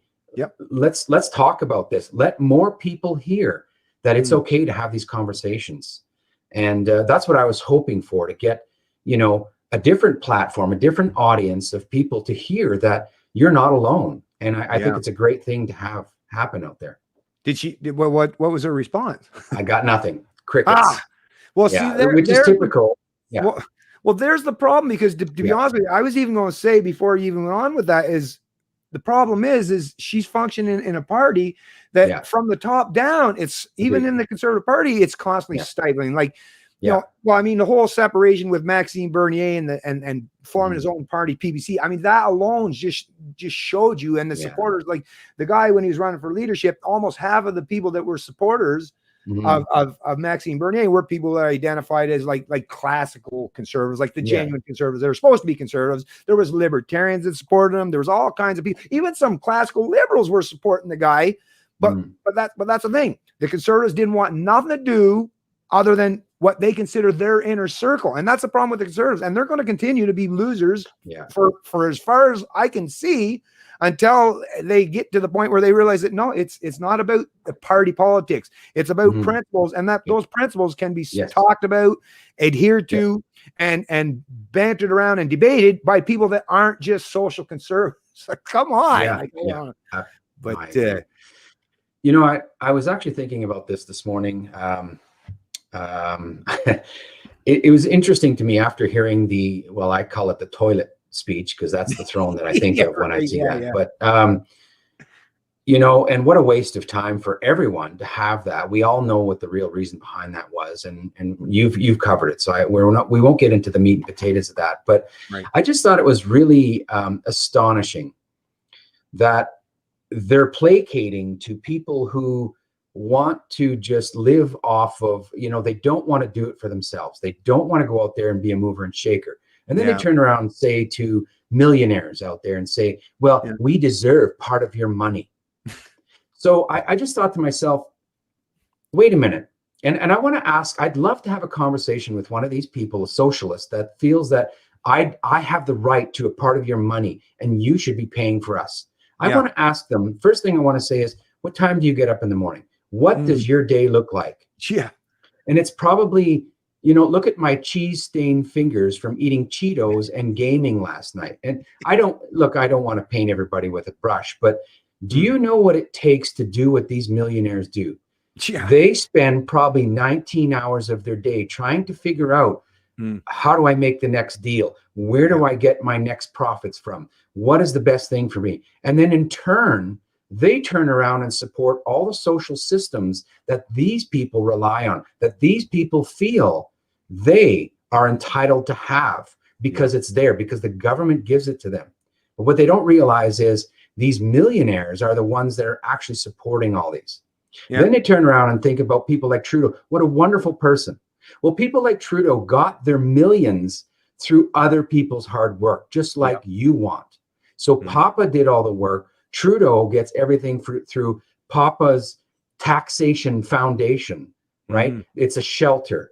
So he doesn't pay into these social systems that you rely on. So people like that are poison and toxic to what capitalism really is in this country, in this Western nation. And you understand this just as much as everybody else. But I mean, because I hear you talking about it all the time. And look, these guys work hard for their money, I think is my point. What are you doing besides criticizing everybody else and doing nothing to perpetuate your own life? Yeah. Well, the like, big when thing will they realize that? Yeah. Well, the big thing I always found, and what I see, and it's so, because if especially, and you're doing it now, I see yourself, is if you're an astute observer to the people, what it is they're projecting their own failures in life onto the rest of society. So a lot of these people that are out there toting, CERB or UBI is, chances are you were one of those boomers that made your whole fucking life working for a government and focused on the career and didn't give a shit about, giving your kids proper guidance or the only thing that you told them is go to get a 4-year degree in whatever it is, and don't worry, government will figure out to get you a job somewhere, which made them so that they're no good for the rest of society other than working for government. And everyone can't work for government. So you've got tens and tens of thousands, who knows, maybe hundreds of thousands of Canadians across this country have all these goddamn diplomas and degrees and these courses that are basically giving them no translatable skills in the real goddamn world, in the real economy. So they're like, well, how am I going to do it? Well, I want to be able to go off into Florida and retire in Florida on my Freedom 55 pension. I don't want to be constantly taking care of my millennial age fucking kids that are already in their mid 30s and are still living at home. So, well, I guess I'll have to force the Canadian people to fucking pick up the tab while I can go off and retire down in Florida. And then as long as they have UBI or CERB, they'll be well taken care of. But once again, you're destroying all the incentives of all the people that are doing all the things now currently. And more of them are falling out of the workforce, finding ways to escape the system. People like myself that could be amazing contributors to this society. And I always have my whole life, but I haven't been recently. Why? What for? For all I see is just a bunch of parasites every time I turn around. That the minute I start to get out and produce or provide is just fucking people sticking their hands in my fucking pocket constantly. And while they're doing it, it's not just that they're sticking their hands in the pocket. That'd be bad enough, right? But while they're doing it, they're fucking insulting me, deriding me, and trying to make me work with one hand, 1 foot behind my back. Yeah, it's mass distance. So that's the thing with these central planner types or these elitists that think that they can manipulate society to fit a particular image they want. It'll never work. The reason why it's never worked, no matter how many central planners, no matter how many aristocrats or scientists or all these people, you can't make it work. Why? Because you automatically destroy the incentive for people who already have that work kind of ethic. And all you're doing is embolden the people that don't want to work to join the rank. Well, like even me and my wife, we were talking about the CERB thing. Yeah. And she works in groceries and she works only like 30 some hours a week. It's the wages are low compared to what you would ever need, like historically. But the thing is, like even she was saying, listen, the CERBs continued on. They took months and months ago. It was back in, what was it, August? I think they took the $2 top up they gave the grocery workers there. They ripped that back from them. So they're all back working in at just whatever the regular rate of pay was, but they still have to wipe down fucking shit and stuff. But it's like, and now she's like, but wait a minute, what? Even my wife is just like me. She's like, ambitious. She goes to work. She's never late. She never misses time. Like, and yet it's like, why the fuck am I going to keep doing this when I see all these people sitting on their fucking duffs, enjoying themselves, getting to, like, she's into crafting and stuff, but she doesn't have a whole lot of time some days to do anything because, she's the one that's going to seem to have to pick up the slack in the household, which I really sucks for both of us because once again, it's not a great thing for me as the man either. Right. But anyways, but then to see all this and it's actually incentivizing her. Well, if they go UBI, that's it. I'm not fucking going out there and fucking working and getting my fucking money taken from me all the time to pay for people to sit on their ass. So now they are literally, and this is not just a construct. This is not a metaphor. This is not some abstract. This is a real person. So when people say, oh no, it doesn't disincentivize work. Don't fucking tell me it doesn't disincentivize work, because I'm telling you right now, me as someone that likes to work, and my wife is someone that likes to work and have something meaningful or fulfilling in her life that also brings in some, some money into the household. No, you are literally destroying the incentive. So what are you going to do at the end of the day? We can't all, just like, what was it, Thatcher or whatever said, you can't, socialism, eventually you run out of other people's money. And nowadays is even the connected class, when they try to tout we're just going to tax the rich. there's a gazillion ways for the rich to hide all their money, and all those ways to hide their money was set up by a lot of these governments and corporations. So stop pretending you're somehow going to be able to take from the people that have the means at their disposal to prevent you from taking anything. To tell you the truth, even if you're like a millionaire, right? Let's say the government says, "Oh, I'm going to start taking your money." Well, it'd be a really easy thing just to invest all your money in a cryptocurrency. And how are they going to get it then? They can't steal something that they can't get their grubby hands on that's all been encrypted. And I imagine there's lots of people around the world that are using cryptocurrencies for that purpose. Anyways, go ahead. Sorry, Leo. No, I'm with you on the cryptocurrency. I have now started moving things over to things like that, and it's looking at different. I mean, I guess I really didn't understand cryptocurrency before. Now I do, and I'm glad I've looked into it. What I understand about why the government doesn't like it and why the IMF hates it is because they cannot control it. They have Ripple, which they're trying to tout out there as wonderful, but Ripple is a centralized crypto. It is not decentralized. It's not blockchain, but they're going to try and put everybody on. Ripple is nothing but a transfer, a transfer. How do I put that? Banks and economic, I guess institutions use Ripple, right? $1 billion go here and then it transfers over to there. It's the way for them to transfer funds, but it keeps them locked into the IMF system. It's just another way to put it on to the, economic stage as, oh, look, it's digital money, and it's people assume it's crypto, so it's safe, but it is not, because they control it and also control the price of it. Anyway, I kind of segue there for a moment, but it's all good, man. The whole point here is we rely on these guys to give us some kind of an idea of how to fix this and do that, but when you look at the leaders themselves, I've really had a big, thorn in my ass for politicians these days. During this crisis, they had no problems taking their $180,000 paychecks and more, right? Plus the raise that they got just before the pandemic, or was it just in the beginning of it? Anyway, I remember they didn't stop. It's nice when you get to vote yourself a raise, isn't it? Right. And so they just kept going. They kept stealing from taxpayers. Go, go, go. All the rest of us are suffering. Meanwhile, and to give you an example, it's just because it's a personal example, and a lot of people around me in the oil industry here in Alberta, we've been hit hard. I don't know anybody in my actual line of work that has a job anymore.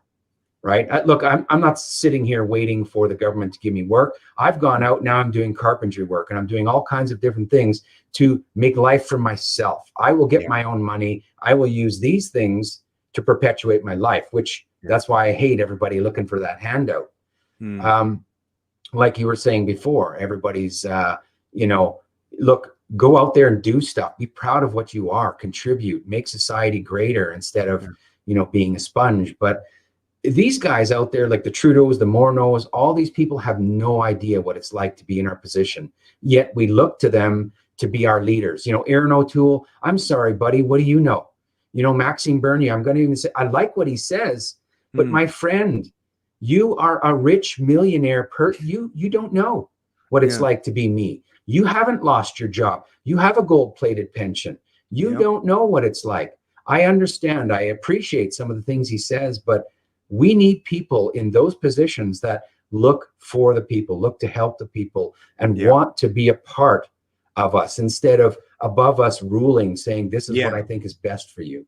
Yeah, that is a major issue. It really is something that kind of bothers me too. And even with the whole taking what do you take almost $100,000 salary out of that money that was raised for the PBC too. It's if he had no other money or means at his disposal, I don't begrudge anyone, but it's not like the guy was hurting, right? So that money could have been better used, because if there does end up being another election campaign that does take place, let's say that's possible, that money, that extra $100,000, that could have been spread around to a lot of different writings to help some of the people out there, whether it's signs or whatever the hell it is, or doing some media campaign or whatever it is. But anyways, I don't want to necessarily get into the whole attacking of No, Maxim or the PBC. that I've done wasn't the enough point. of that. Yeah, But no, like that's I the say, point. Yeah. yeah. But at the end of the day, really what it does come down to is, yeah, there's no, like, I mean, once again, just like with me, and I talked with this with Tim Moe and the Libertarian Party, Yeah. there is, politics is going to play a role, but like, to me, it's like,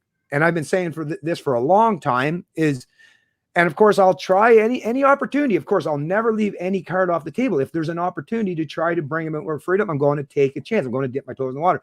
But I've known a long time that no, it really, at the end of the day, it's until we can go out there and hear, when we're talking to our neighbors, our peers, our coworkers, our family members, when we start to hear those people parroting or at least talk about the same kind of things that we're talking about, then I'll realize, okay, now our culture has shifted enough to the point, then yeah, now we can go to the ballot box and now maybe we can get some semblance of actual change, right? But until you get enough of your people in your inner circles or outer circles, which unfortunately, and this is the problem, is a lot of our family members benefit from big government. Just like people say, I can't believe anyone sort of supports Trudeau. Well, listen, if you work for the government and you want to keep your position and you recognize that you're actually in one of those occupations that actually is not essential and could be eliminated tomorrow because there's just no need for a lot of these government bureaucracies or positions. You can eliminate a tremendous amount of them.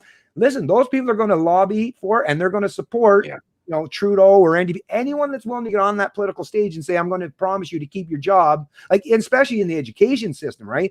Like, many teachers are gainfully employed through the public education system, which is all paid for by forced wealth and income redistribution. So we have no idea to know which teachers are doing the proper job because there isn't any market forces that dictates who's properly compensated or who's not. So once again, there's thousands, tens of thousands of people just in the education system alone are like, even though we recognize that we live in the era, like I say, I love associating it or aligning it with. It's like trying to keep your horse and buggy business going when the Model A and the Model Ts are already rolling off the assembly line. The writing's on the wall. The education is so easy in the information age, and because of the digital replication that you can do with the information, I can reproduce, copy and paste entire books, right, for basically the cost of a few megabytes of my internet speed, and most of us have so that you can have hundreds of megabytes or gigabytes for that matter. So you could get an education for just a fraction of the cost today. And rather than hoping, I've said this before too, rather than hoping the teacher you go to that year is going to be a competent teacher, well, you can have the pick of the cream of the crop. Because one teacher like Jordan Peterson, let's say Jordan Peterson, he did upload a lot of his stuff, and he's considered a very high credentialed and very intelligent, teacher in his profession. If he took all of his curriculum, put it online, well, like I say, we could all have access to it for basically the cost of your internet. And I'm sure they'd want some kind of a cost for all the work that they put into it. But like I say, it would be a fraction of the cost and easily reproducible without having to build any bricks or mortar building or book binderies or any of these things. So yeah, but that's the thing.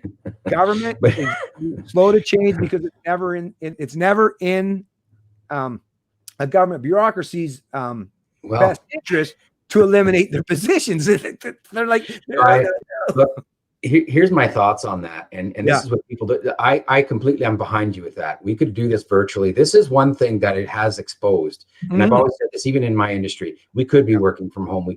I agree. There are things we could be doing better. I agree with that. I don't need to travel to an office every day. I could work from home. I do have that ability in my industry to do that and spend little time or maybe a third of my time, out in the field or doing whatever I want to do. Right. And I think a lot of people can afford that. Others are, manual labor. They can't do that. But to digress a little bit, back to what you were saying about this is the facade people don't understand. I learned this from Rich Dad, Poor Dad. Have you watched that guy? I can't remember his name. No, I don't think I have actually. An Asian fella. I can't remember his name. Maybe the people in the audience can help me out with that. So Rich Dad, Poor Dad, this guy is a multimillionaire. And what he learned, the first question he asked in one of his talks was, what do you think McDonald's is all about? And if I was to ask you that question, what's McDonald's doing? How do they make money? Advertising, selling burgers and selling. That's what people say, but no, it's real estate. Oh yeah, well that's true. Yeah. Right. So they go out there and expand, and you as the chain owner help them afford to buy more and more real estate, And the game is never to, so as the owner of the real estate, I never make money. I use the money of the corporation as my money. If I want to go to Mexico, I have business dealings over there. If I need a car, the corporation will buy me a car. The corporation is never in making money mode. It's always in a loss, right? So now let's turn that and look at the government. What does the government do? It buys schools, it buys hospitals, it builds. What's the first thing Trudeau did when he came to power? He created an infrastructure bank. Why would he do that? Using our money to pay off criminals to build. They own it all. I'm going to ask you this other question too. Did you know what Section 9210 does? Because Bernier wanted to use this to create a pipeline. Yeah, that was the one. That was the one that makes it so that you can override the provincial jurisdiction and territorial decision in terms of putting any pipelines or railways or anything. Or railways, roadways, and it becomes a Canadian national interest. Who owns it at the end of the day? The federal government. Obviously. Federal government owns it. So you're putting in a pipeline, ramming it down people's throats, but who owns it at the end of the day? The federal government controls what goes in it and the land that it's on, the pipeline, everything about it. Yeah. Well, I think a lot of that is especially and why it keeps some of the corporatists and the bond investors happy with that stuff is because they realize at some point in time, the fiat currencies of the Western world probably aren't going to be as dominant as they have been historically. But if you have tangible things such as property, well, at least you have something as a return on your investment, because that's really what bondholders at the end of the day. Look at what they've sacrificed. Bondholders have sacrificed, getting a pretty decent return because, historically, bond returns were usually in excess of inflation. So you were not just getting a rate of return that kept up with inflation. Usually it was out in front and staying ahead of inflation. Nowadays, a lot of bonds that are being traded around the world, whether you're talking about the Western world or even in some of the emergent countries, some of them are being traded underwater. So they're not getting any return, but what they're getting on the back end of that, I would imagine, is the promise that, but at the very least, if there's any kind of insolvency, don't worry. We've got physical tangible assets to back it up with, right? That's what it's all about. Who benefits from it? The people? Not me or you, not us. Right. So it's this is like the Wizard of Oz, and people don't understand the federal government right now. Everybody loves to hate Trudeau. Everybody loves to hate Harper, but those guys aren't the guys, right? This is the Wizard of Oz. Those are the people you see in front of the curtain. I've always said that, and people don't really understand. There's the unelected behind the curtain, the Privy Council. Though that's the group, that's the elites, that's the 1%ers.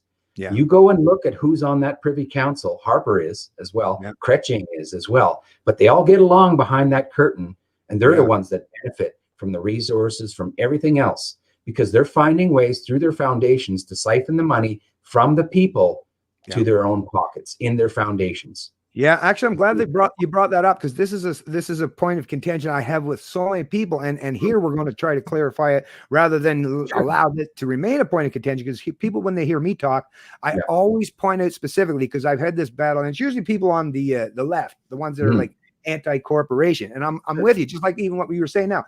100%, there's people behind the scenes, there's lobbyists, like I say, there's all kinds of people with special interests and these groups that are trying to pull the levers or control the levers of government.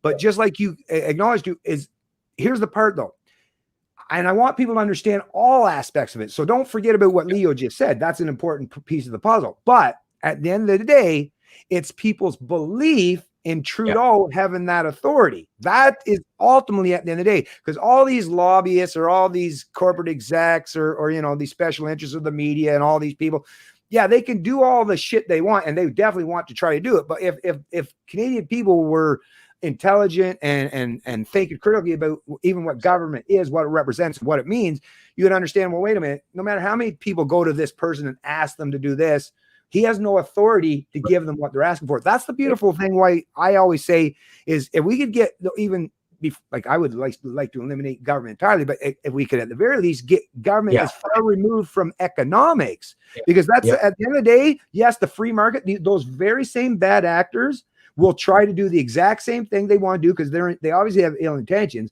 But if they don't have that puppet master, or if they don't have that figure that's perceived as the authority to give them Yeah. that right, then they can try to manipulate, you know, the currency. They can try to manipulate the economy. They can try to dominate and monopolize. But in a free market environment, as much as they try, just like the robber barons in the past, all you need is someone in the free market to offer up a better, you know, a better mousetrap or a better product or a service, and then that destroys all that.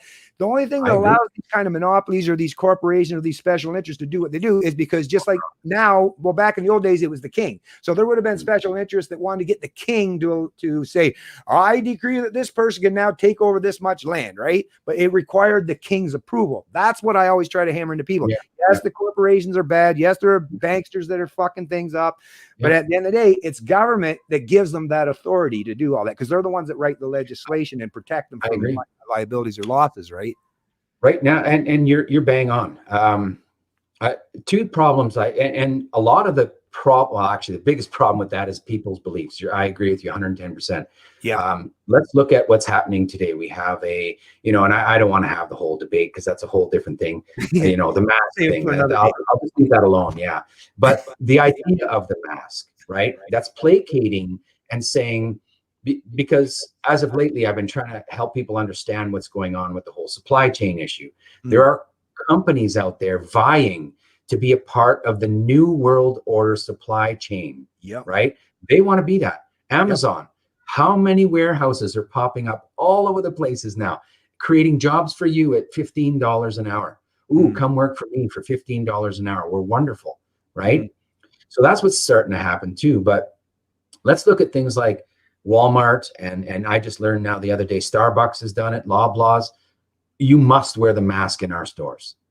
That's placating to the government, and that's them basically explaining, I'm part of this. I want to be a part of this, and I'll do whatever the government tells me to do to be a part of the system, right? And if people, and this is why I say it's really important that they understand what you just said. If people were smart and said, we don't like that, this is your chance, this is your voice to say, Walmart, I ain't going to your store. You, look, in our city or whatever town, they don't mandate it. So why would I go to your store when you've created your own policies that don't go along with our rights and freedoms here? Right? Our policymakers say no, you say yes. Well, you don't belong here. People force those kinds of things out because that is a tyrannical company. They are trying to force something against your will, right? So why would people in an open market go and, you know, patronize those stores? I'd like to get your thoughts on that. Well, that's the thing for me. Even now with I mean, luckily here in New Brunswick, and I'm hoping it stays that way.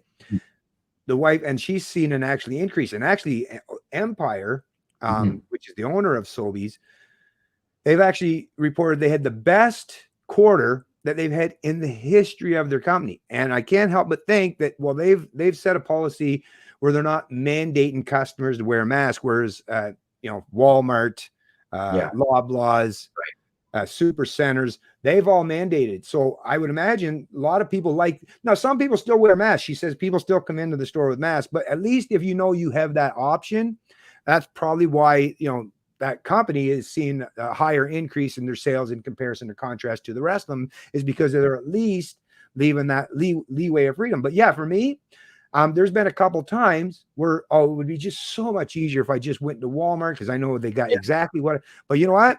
I'll inconvenience myself temporarily if need be to support the company that's not, because that's really what we have at the end of the day as individuals, as consumers, is our vote is with our dollar. And you know, those companies are vying for your dollar. And if you vote with your dollar and you take your dollars elsewhere, you support that little mom and pop store, or you support whatever business or corporation that's not being as authoritarian, that's maybe trying to skirt the line a little better.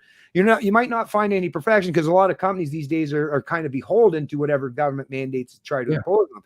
But like I say, you definitely have the ability to vote with your dollars and show the places that they're going to align with more along your ideals, or at least be more lenient in their policies and reflect their willingness to uphold to the customers and their employees more than beholden to government, right? That to me is a very important thing that I think we all should do. And it's something that's a really simple, sure, it might inconvenience you, but trust me, even that thing that you find at Walmart, even if you might save $2 or $3, by going elsewhere, you trust me, that $2 or $3 is not only going to be welcome addition to that little mom and pop store or that other place that's willing to give you the freedom.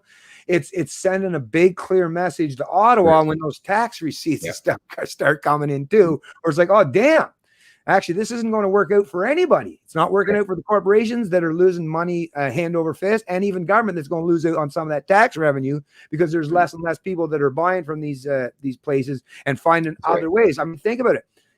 A lot of fucking places, and me and my wife included, think about how much actually a lot of that growth in the groceries wasn't even necessarily in groceries, although there was in certain degrees, but how much you want to bet that quarter of that increased profitability came from all of us people that bought lots of topsoil, lots of seeds, and they're now growing our own, right? So like, yeah, that was a quick fix. It looked like, okay, we gained a little bit better of a profit margin for this quarter, but you might actually see a massive decrease because now more and more people are pivoting to growing their own vegetable gardens because, like, damn, that shit's just getting too expensive in the grocery store. So yeah, that's the beautiful thing about, like I say, us as individuals and as consumers is, yeah, you have a lot of sway by choosing where you want to frequent in terms of your business and the consumable products or services that you use. But yeah, that's good. That's good thinking, Leo. That's something that, once again, don't have to be anyone special to just do what's right for not just for yourself, but for your community and for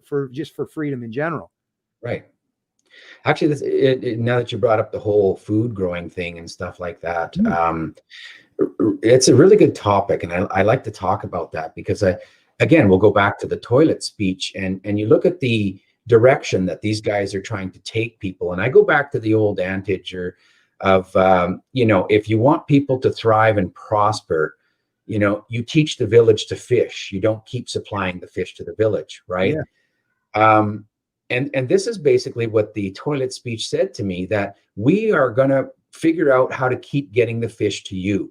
Instead of trying to look at the people and say, look, help us help you. Here's what we're going to do. We're going to cut taxes on land. We're going to do this so that you guys can have community gardens. They're saying there's going to be food shortages. There's going to be all these problems with the supply chain. Well, why are we relying so much on the supply chain? Why aren't we telling people to go out there and fend for themselves? Why aren't we saying, look at all those farmers that have the cows, the pigs, the chickens, and they got no place to bring them? Why don't we make it accessible to people to say, look, on that farm, what we're going to do is create a levy where we can say, look, farmers, why don't you get food processing right there on your land? We will help subsidize that, right? We will help you get food right there locally where we don't have to use trains, where we don't have to import as much, and relieve the stress on this supply chain. Yeah. Instead, no, we're going to create a bigger supply chain. What does that tell you? They want to control the food. Yep. They've already killed the oil industry, which is basically our means to be, perpetuate our own. They've already got the mines and they've got the money. If they got the food, that's pretty much now they control everything you get into your home. And people are so complacent about this. Well, how am I going to get my flour? I don't know. Why don't you go to the farmer and say, hey, why don't we build a processing plant right here? Why don't we do it instead of investing in green? Why don't we invest in making what we have work locally? But no, we don't want to do that, right? Yeah, no, that's all a good idea. And actually, this is another thing I'll just mention now. I don't even think I've mentioned to anyone so far online. So this is exclusive. No, I'm just kidding. But actually, I got friends back here. Like a lot of people have farms back here. That's one thing I love about being in New Brunswick is in these rural parts. You got all that amazing self-sustainability kind of baked into the cake because a lot of people carry on the traditions. But I have ways now. So meat has become ridiculous. I'm still a big fan of the meat eating. I love my pork and I love my cows, right? I love my beef, but it's getting so goddamn expensive. Now I'm looking for, and like I say, people that, have their own pigs and their own cows and they slaughter them. And like you can get it now at a fraction of the cost that you would if you went to your local grocer. And once again, I'm not suggesting. That's the thing. These grocers are going to have to realize too that there's going to be market forces. You really need to get government out of the way of your business model because it's not going to be as beneficial as you're hoping. That's the message I'd say to them. But I was even thinking, so for right now, I'm going to rely on going to someone else. But then it's like, I just got, I don't know if you've heard, but I finally just got my license back. I was September the 10th when I went and took my written test. Okay. And I'm actually the place that I used to be employed at. I'm waiting to hear back from him. He doesn't have anything right now. But he said that they got another project that might be coming up. So I might be actually but in the absence, if I don't find anything local that's going to pay me a half decent wage, that's going to at least make it worth my while, I've even contemplated where I am. There's a tremendous amount of farms or farmland that is actually up for sale, and property valuations are still pretty low here. I've even contemplated, I've never done farming, but I've dipped my toes a little bit in the gardening so far. But I'm one of those people that I love to experience new things and to try a challenge. So I'd even be willing, and me and my wife have talked about this, maybe buy a big chunk of farmland and start doing our own farming, and not just for, just for ourselves, for self-sufficiency, but to help the rest of the people in the community who are going through the same kind of hell of having to worry about, am I going to be able to feed myself? Do I have enough to feed myself? Do I have enough to pay the cell phone bill this month?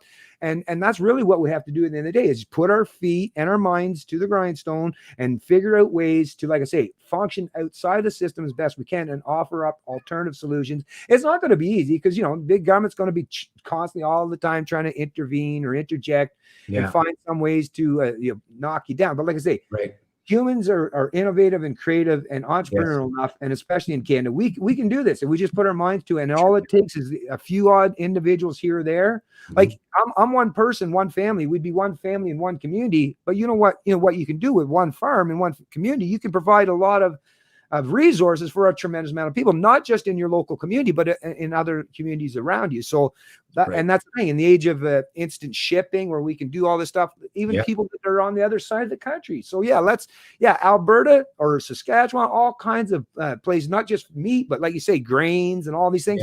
Yes, farmers, stop playing the game. Stop worrying about lobbying up the big government. Let's make our own economy internally in Canada. You still want to export your stuff? Go ahead, do your thing. But we have an internal economy, and people that are be more than willing, if you eliminate the middleman and some of this bureaucracy, they'd be more than willing to go. They'd be lined up, I would imagine, to buy your fruits or your wares or whatever you got to provide. So let's do it. What the hell? What's the 100%. Problem? I think some people are doing that. And like I say, that's going to be our way. That's the only thing that I keep thinking of is finding ways to function or get around the current system, the current paradigm. That's all we really have, because and you've heard me say this too, is there are other people that are constantly promoting, let's tear it down. And it's like, I just don't see how that benefit, even the people that want to tear it down. I don't even see how they're obviously not thinking critically or far enough beyond what happens when it breaks down. Sounds good in theory, just like socialism sounds good in theory, but there's this odd or this really uncomfortable thing called reality that you'll have to confront when that takes place, right? I think the big thing for me, I guess I've caught myself saying something similar to that, but when I say, let it burn, I'm talking about the federal system as it is. Well, if I don't agree with depolicing or anything like that. To an extent. I know you have different thoughts on that, but I'm kind of like, I don't trust that we as a society can completely live without some sort of referee. Does that make sense? I guess because look, if I'm 300 pounds and bulletproof and I'm walking around with all the guns, it doesn't take me long to start monopolizing and start intimidating people to do things. And, gangs do the same thing in cities and nobody does anything. So, there has to be some sort of referee to keep people in line, right? To say, look, but that's the thing. But a referee, but that's the thing. You would never give a referee like the authority that a government. That's the problem with what a government is. A referee. This is a big conversation. I know we've had. It is, and actually, you know what? It's a really good conversation because it's something that I think that. And now, like I said, it's for people like us that are really into this kind of these philosophical, these really principled debates. I enjoy doing these things, and I actually have a gentleman that's an objectivist, and it's going to be like a follow up to Tim Mullen, leader of the Libertarian Party, and David. They had this gentleman on their podcast talk about anarchy versus government in terms of like. And every time, and that's the beautiful thing, actually, libertarians have actually done a really good job, because this is something that's been, it's not even if you go all the way back to Mises or Rothbard newer or more modern than Mises. Mises goes back to the, like 100, way over, long before we were alive. But even these guys understood is all the excuses or reasons that you can give for, but we need the night watchman state or the limited minute.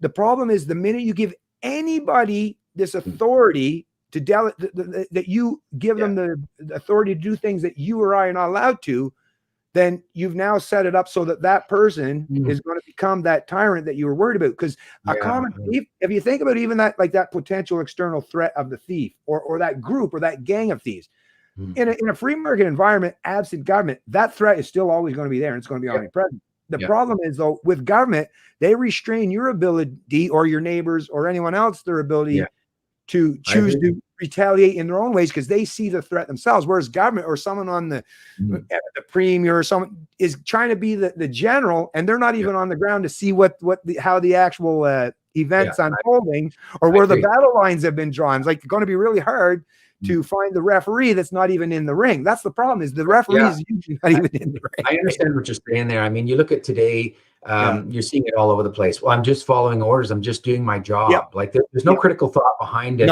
And there's no actual empathy for anyone, right? And you're going to remove that is because they believe, and the reason why they do that is because they've been taught since little kids that if you're working for government, that is the ultimate authority. And no matter, even if the guy's standing in front of you saying, hey man, you're fucking that. Just like when I was watching a video this morning, Leo, it was terrible. This young teenage girl was sitting on a bench somewhere in I don't know, it was a baseball diamond. Did you see that? Yeah, I was just talking about that fucking cop. He's fucking there, and then he fucking tasers her for not wearing a fucking mask. But the worst part of it is, it wasn't just the fact that mindless order follower is ignoring the fact that she's sitting there being peaceful. The only thing she's doing is just not wearing a goddamn mask. But she wasn't. The crowd, it wasn't even a packed grandstand. They were all sparse. Like there wasn't that many people in the stand, to be honest with you. But the guy was willing to override his own fucking morality or his own ethics, or maybe he's a piece of shit. I don't know. I can't say. But most disturbing with that wasn't just the fact that cop did that, but it was all those people that were sitting there, even the fucking recording it and watching it. And why? Because they're like, well, he has the authority to do that. It's like, damn, there's nothing inside you that says, no matter, even if some politician said that guy has the authority to do that to that woman or that young girl, you're really going to sit there and allow that to fuck? Like, to me, I got to tell you, I'm glad I don't get placed into too many of these positions, because I'd probably wind up in fucking jail somewhere, because I couldn't sit on my goddamn hands when that I don't know, man. Just like I said, that's why I got to keep myself out of those situations as best I can, so I can live to fight another day, right? Because man, that's rough shit to watch. There's two parts to that for me. One part is, I'll just say that my belief and trust in society today is not there to do what it is that you're hopeful for. Right. I understand what you want, and I don't trust them either. But I don't trust society as a whole today that we can evolve into that kind of it would take a long time for us to get there. Yeah, but we're already in that place that you're worried about. It's just that they have the legal authority to do everything they want. I think what I'm saying is it's not, I wouldn't expect the government to do anything for me. I'm with you on that. I don't expect the government to. I'm just saying we need some sort of, grown-ups in the room to say, look, you can't freaking come around with guns and tell everybody what to do here, whether it's people or whether it's we need that type. And there's just, like you just said now, I made this comment on one of my streams, and I asked, because people were saying, oh, they're going to come for our kids. They're going to put our kids in FEMA camps. And they've got all these things, you've heard this thing set up. And I said, here's the problem with that statement. They're going to come for our kids. And what are you thinking? You're just going to, will they have the authority to do that? I said, there's no freaking way any of you adults out there should let these people take your kids out of your care. Exactly. If you do, shame on friggin' you. You are not an adult. You don't deserve to have kids. Right? 100%, man. So 100%. If you're letting them, or you're letting your neighbors' kids get nabbed and put into these camps, then there's something wrong up here with you. Yeah. People should be standing up in all of that community saying, you touch those friggin' kids, you're not going to make it out of here alive. People really need to watch some of Jordan Peterson's lectures early on when he was doing his little tour about the fact that, you don't think you'd be that fucking little Nazi fucking guy that's loading the people in the boxcar, do you? Yeah. Like I said, that's the thing. Everyone likes to believe that they would all do the right thing. No, that's not. There's so many variables and so many things that you can't think of at any given moment. What if they got your fucking child held hostage if you don't do what they ask of you, right?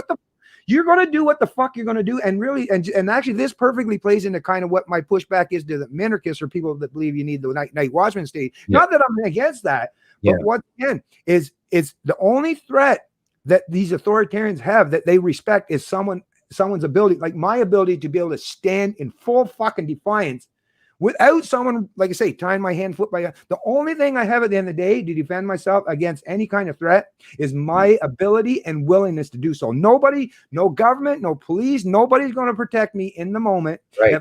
If I'm the one, I have to be willing.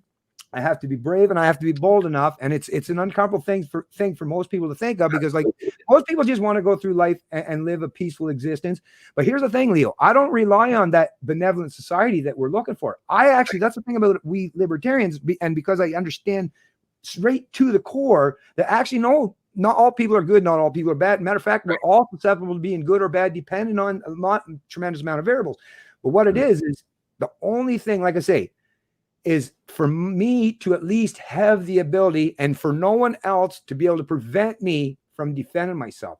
Because there's going to be threats no matter what, no matter if someone comes at me with a $5,000 pinstripe suit or they're coming at me, in Rambo garb or fucking camel. At the end of the day, it's not how they're dressed. It's if there's a threat, I need to be able to defend myself. And by having a state, it literally prevents me from having the ability. And that fearful example is, I always use the perfect example. This is a good way because it kind of sets up the picture. Like, I don't know if I've used this when I talked to you before. If you had 100 people in a room, and I think of like, if I'm in a camp way out in the middle of the woods here in New Brunswick, where you're like, fuck, there's no cell phone signal. Like, you're hours from anybody getting where you're at.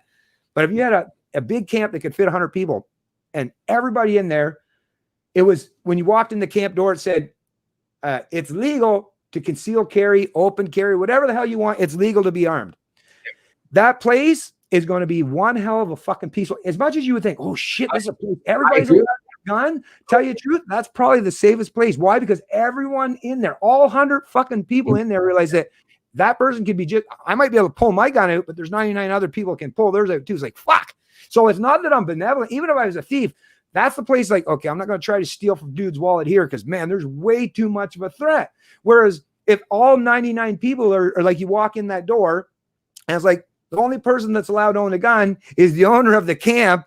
Well, that other 99 people, you better hope that dude that's actually the belief that guy's going to be benevolent. And you really, really got to hope and pray that guy's going to be so benevolent, because now you have 99 people that are at the mercy of the one guy with his machine gun or whatever the hell he's got. Right? So agreed. I agree. What it is people need to recognize there's a threat, and it's not that the person, the bad guy, will back off because he's scared of you, but he's going to do it. He wants to preserve his own fucking life. That's all that really matters today, is they have to feel. I think we're losing Bennett here. I don't know if he's just frozen here, but I wanted to mention to you guys out there that if you haven't seen are you still there, Bennett? Yeah. You froze up there for a moment. But I was just going to fill the void. Yeah, so I don't know if you've seen it when Antifa was going to go into Coeur d'Alene. Did you see that video or not? But is that down? You mean in Oregon down there? Well, this was Coeur d'Alene, actually. It was in Idaho. Idaho? No, I didn't see that. Okay, so I think this was about a month ago or something like that. But you know what? The streets were lined up with, and I'll call them patriots, live ammo. Okay, they had these military whatever that means, but it was live ammo. They had one guy had like the dual handgun holsters. Another guy had sawed-off shotgun. All of them. There was so much ammo there that, as Trudeau put it, lots of people could have died in a small amount of time. Yeah. How many people do you think got hurt that night? Probably none. Zero. Zero did. Yeah. Why? Because Antifa understood that we can't battle that. We can't go intimidate that, because they're standing up for their rights. Yeah. And I loved it. I loved every second of it. Not one person got hurt. All those guns in one place, and every one of them respected the fact that everybody else was there to protect their own rights and freedoms. I'm telling you, Leo, you're preaching to the choir here, buddy, because like I say, as someone that's grown up in New Brunswick and around, like, not just a lot of people with a lot of guns, but fucking a bunch of drunks even. I tell you the truth, utterly impressed and amazed over the course of my whole life, and just how well that whole pretense of understanding that there's an imminent threat if you fuck around. Like, that's why I understand, like, and when people get scared of gun cultures, like, damn, have you never been around these people? Like, actually, most of them are probably some of the most respectful people you'll ever meet. And they treat each other with a lot of dignity. And even the gun owners, you know, the weird part is you get some of these gun owners, they might never change the fucking oil in their car or something, but their fucking gun is nice and polished. It's cleaned out. It's fucking, you know, it's primo condition because they realize, you know, that this is a weapon that has the potential to cause dire harm to another human being. That treats you, it teaches you, well, if you have good people and you live in that kind of a gun culture, like when you're a dad and you're raising your kids and you're teaching them to shoot gun for the first time, it's not just that you want to teach them to not shoot themselves. You know that, damn, my kids hang out with other kids that maybe aren't as responsible as they are, you know. So as a parent, you're always proactive and thinking, okay, I got to do whatever I can to protect, you know, any of these potential things, because they're the ones that are thinking about this, right? That's literally what it is.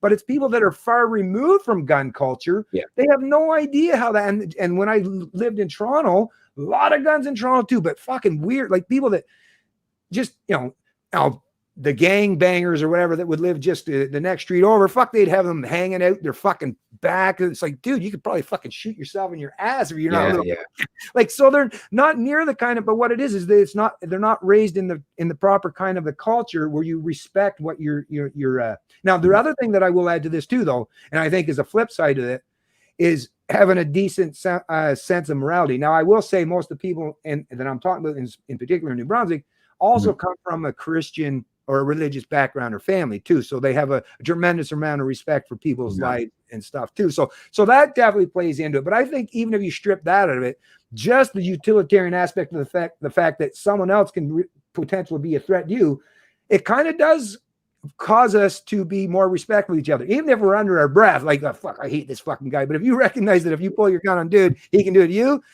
chances are you're probably going to be a little bit more respectful than if you realize, oh, he's disarmed and I'm not, right? So that's all.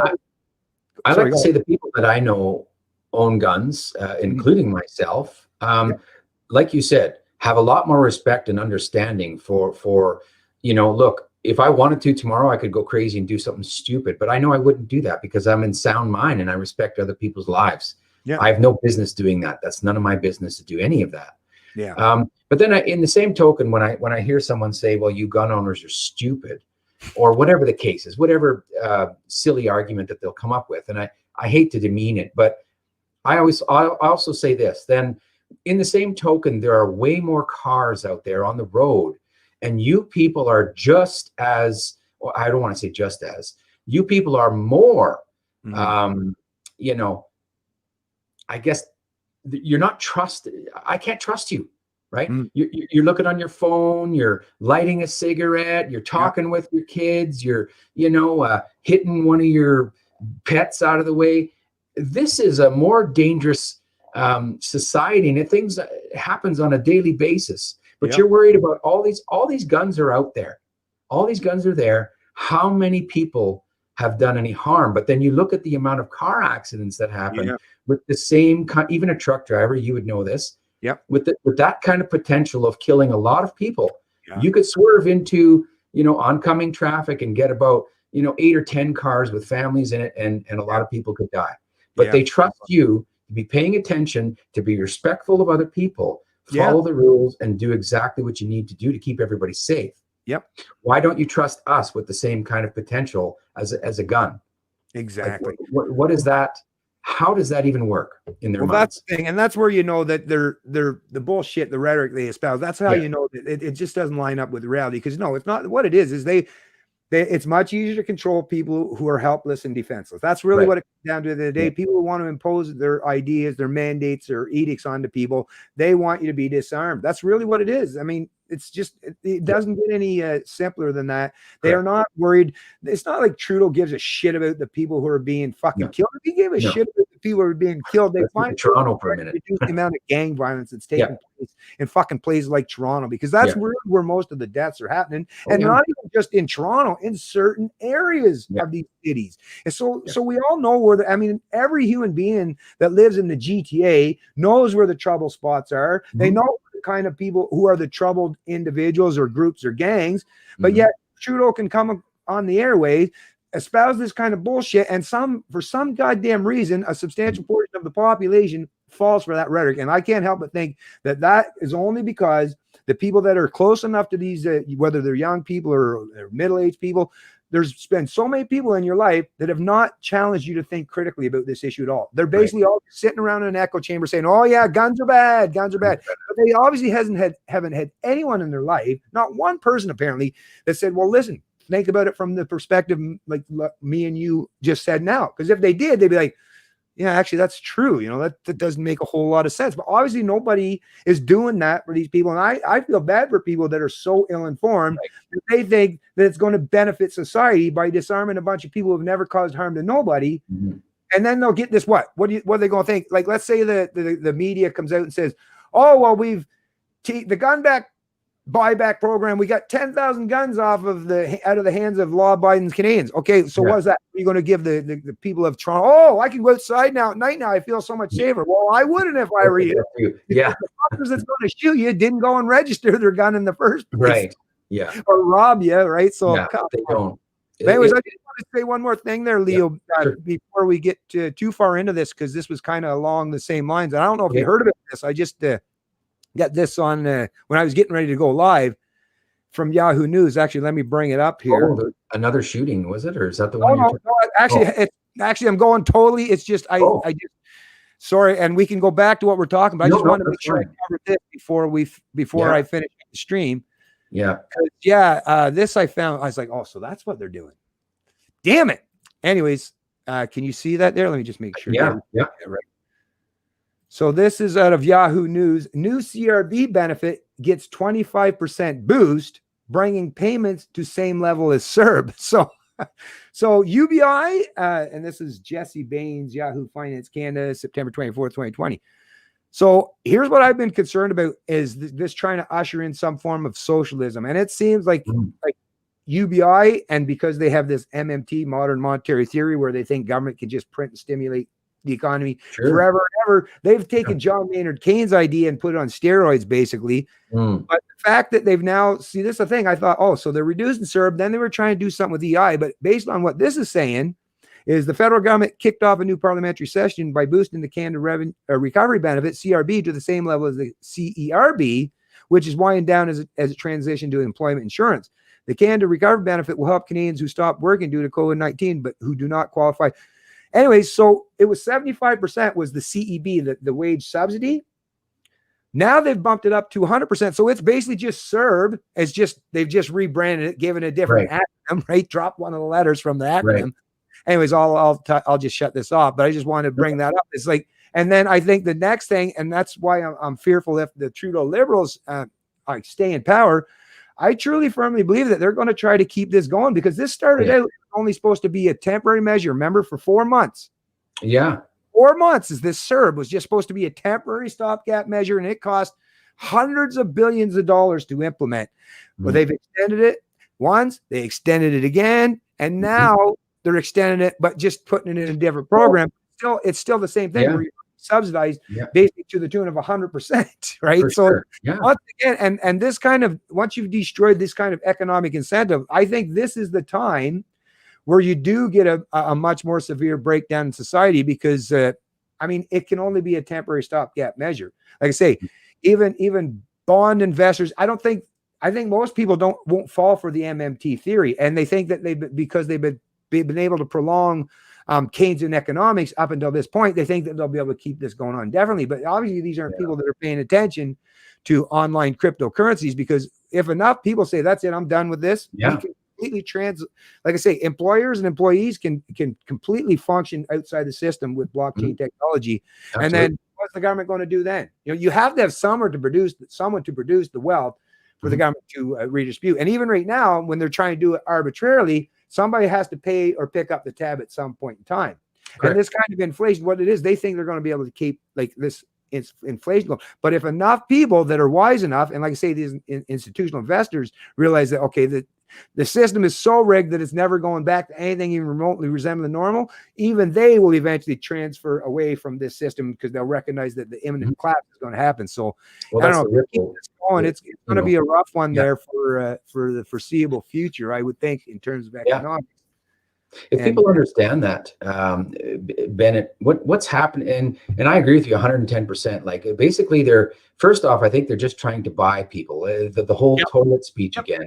They said, "Look, we're here to take on the debt so you don't have to." That's the biggest gaslight that I've ever seen in my life, and only I feel bad for people. Yeah, really, I do that don't understand what he just said, and it's a gaslight. The government gets money from who? From us, the private sector. The government creates no money, none. No. When they print money from establishments like the IMF, it's basically someone saying, I'm investing in you for debt, and then I can call at any time and get everything back. And that's what will eventually happen. Canada will no longer be Canada. It will belong to the IMF. Yeah. Well, have you ever heard of MMT? Have you heard of that? MMT? I'm not sure. Modern monetary theory. They're the ones that are basically. Quantum. What's that? Sorry.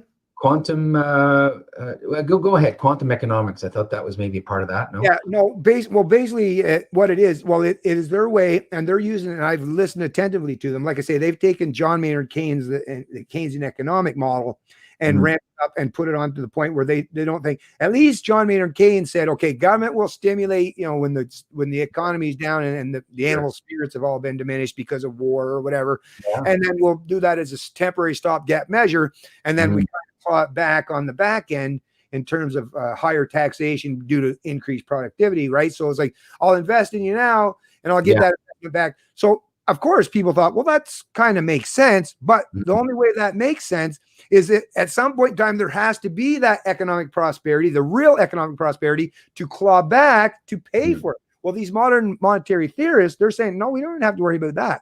They're basically suggesting that you can just keep printing forever and ever and ever, and just use the form of taxation, even really high rates, as a means to claw back. So I'm going to give you all this money, but then I'm going to claw back and use that as a means to grow our GDP. But once again, they forget that there has to be an underlying fundamental that sends a message to the market participants that's telling them, like, in terms of not just price discovery and valuations, but what to produce, what not to produce, how many of these widgets or how many. There has to be. That's the thing with these central planners, is they forget just how powerful the market is in terms of sending signals to each other in what to produce, what to provide, and how to generally create wealth. They believe of this weird thing where you can just make it into, it's like a video game online, but they forget, and that's the thing I love about Austrian economists, is they realize that humans are humans.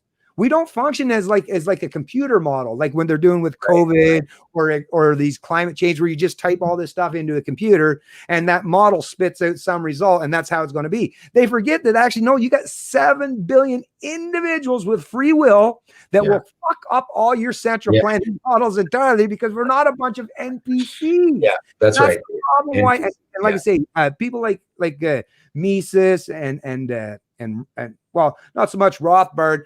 Today, Walter Block, he's an economist. Jeff Dice from the Mises Institute. There's a lot of Austrian economists, and even some of the classical economists, that understand that, no, you can't get away from allowing humans to have the proper incentive structure to function and allow price allocation and proper, like, it's amazing when people think of there today. And what's more disturbing is how fucking goddamn insane are these people, and what of an elitist mentality to think that you're going to be able to control the mechanisms and the decisions that humans beings do on a daily basis, billions of us, to think that you'll ever, even to get a supercomputer to ever figure all that stuff out. Like, that's this elitist mentality where they think that they're just going to, and they're so good at it because somehow they've did this thing with artificial intelligence or on a algorithm, right? somewhere. Yeah. Hey, look, it worked here. But as we've seen, did climate change modeling predict anything? No. Did fucking COVID modeling predict anything? No. Be completely wrong. So to think that central planners are going to get the monetary system right, which is so much more diverse and so many and affects so many, basically everybody, right? To think that you have that kind of like the what is it, hubris or whatever the hell that these people have is like, oh my God, it's insane. But here we are. It's kind of interesting. And I've looked into that. I don't know if you've ever looked into that Rockefeller paper, Silent Weapons for Quiet Wars, goes along with that as well. So I've done a few things on that. But when you look at how in depth these people get, you know, I talked about the toilet paper thing, right? How they shock test societies. And this is what they build their algorithms on. Now, this is another one coming up. Paper towel. There's going to be a paper towel shortage. Watch people. Watch them freak out. Everybody puts on the mask. You have to save me. But the minute that they feel there's a shortage in something, they will step on your face and get that toilet paper before you do. Screw the mask. I need to get toilet paper to make my family survive. But what about the mask? Screw the mask. But a second ago, you said we both had to wear it to survive. Yeah. Right. So same thing, Trudeau, with the plastic straws. In order to survive and create a healthy planet, we have to get rid of the plastic straws. During the pandemic, plastic bags are okay. Straws are okay. It's ridiculous. And that's why these things keep imploding on themselves, because they're forthright in trying to plan things. I suggested that people in power, like Bill Gates, right? They didn't get their money because they're smart. A smart person gave them the opportunity to make the money. That's why they implode on themselves, because they're not smart enough to maintain it. Now, if people want the power, all we have to do is get rid of our weakness to want the money that they create from their wealth. That's it. That's it. Yeah.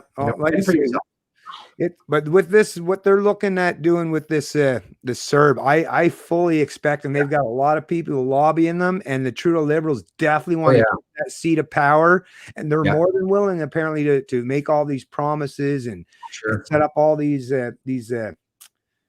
I don't know, Ponzi schemes or whatever. So I expect that what will eventually happen, and the way they're ramping up now with this push in terms of second wave and all this crap, it looks like that they want to get enough Canadians desperate enough that they'll just, I'll take CERB, you know, and I mean, I expect it'll work quite well. I expect actually even a lot of the good, hardworking men and women in Alberta that are normally like, fuck this government shit. I'll take care of my own. Thank you. But leave them out of jobs, leave them where they're losing more and more of the stuff, all that thing they worked for most of their life, and they have to sell it off to be able to fucking pay off their mortgage or to make their next credit card payment. You let that expand that out for a long enough time frame, and you can get even a lot of people that are quite principled to start bend and yield their principles, because at the end of the day, listen, we humans, we're going to do whatever the hell is possible. That's one thing, like I say, that a person that understands humans properly is we're automatically incentivized to take care of ourselves, right? To make sure that's why we're viable and at the dominant part of the species, right? Even animals in the animal kingdom, you can even see some examples where animals can be friendly and kind and playful and even sharing with others.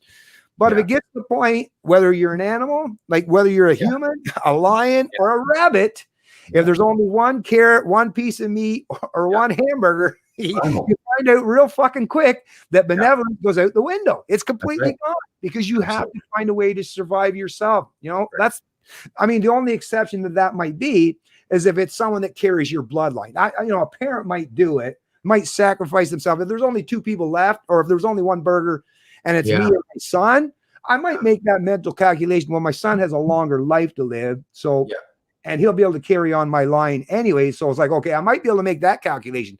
But for anyone else, not going to make, who makes those calculations? Only the ones that have excess capacity to spare. Then they can, and that is benevolent. And I appreciate the people that do, especially people that are charitable or donate. But once again, we're not talking about when you have excess, right? Or when there's no scarcity. We're talking about when scarcity is getting worse and worse. And like the prices of everything is constantly increasing to the point where even people that are working today are finding themselves underwater. So I don't know. I don't know if they keep this going long enough. I think it'll be like the boiling frog is the frog's going to start to enjoy that. Oh, look at this. It's feeling pretty good. I'm with you. I agree with you on that. Look, I know a lot of people around me, unfortunately, they do have to get on that. They do have to do these things, but it's because we don't have any. We have a government that is more willing to have you reliant on them than to get people thriving. Like I said, if they wanted to subsidize us, what they should be doing is creating prosperity. Creating we talked about being able to produce your own grain, your wheat, your whatever produce in your own backyard. Here in Alberta, we have trillions of dollars of resources beneath our feet. Why doesn't, Kenny's a babysitter, I feel, for Alberta. He's not going to do anything good. But I wish he would. All he'd have to do is say, okay, look, federal government, you are not there to do anything for us. We're going to do what we need to do here. Our borders are now our borders.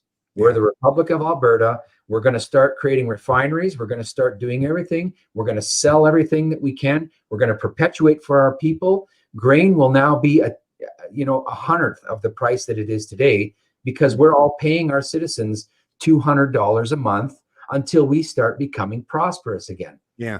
Our food and everything is right here in our backyard, and our resources, we can refine that right here. Our government could do all this for us, and I know we don't, we don't want that. I'm just trying to give people an idea of, if you're going to give me a $2,000 check, if that's really the route you want to take, well, then start, investing into what people can do with it. And if we don't believe in the government, then do it for ourselves. Get together people and do it. Well, that's the thing. The thing with that $2,000, though, like, to me, it's like it's quite wild, because even people that make minimum wage, if you look at how many taxes you pay at the end of the year, chances are it's in excess of a couple thousand. So hey, like, or actually, well, that'd be $2,000 a month, I guess. But anyway, if you would just give people back their ability to have some purchasing power rather than take. But see, this is the problem with these especially with fiat currencies, fractional reserve banking, and this constant promotion of GDP.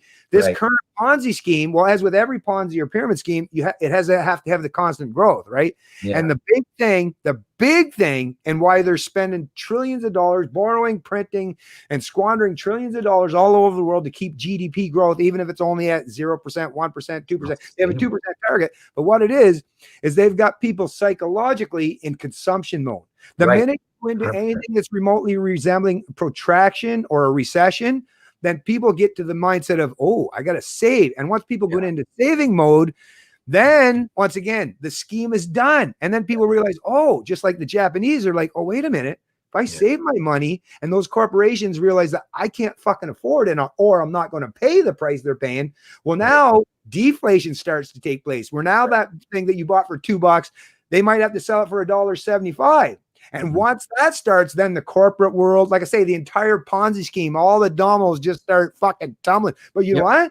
That's actually creative destruction, because that tumbling allows to weed out all the bad, the malinvestments, and the companies are these fucking, there's so many companies and corporations in Canada. They're just zombie companies. They're just being propped up by all these extended benefits and subsidies and all that shit. But you know what? That growth, or that collapse in growth, is the perfect way to reset, just like in your family structure.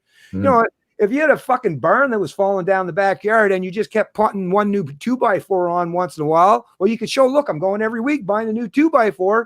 But if more and more boards are falling off, then you're replacing every week. You're like, oh, fuck, I've been wasting a whole lot of money and a whole lot of 2x4s for nothing. Maybe I should have took those 2x4s and built a whole new fucking barn from the ground up. And then I wouldn't have been wasting all that time on something that just fell apart anyways. This is the beautiful thing about giving people a proper incentive. And they are scared to death that people will get this hunger, they're like, oh, you mean if we don't fucking run out like consumers, that will actually save money?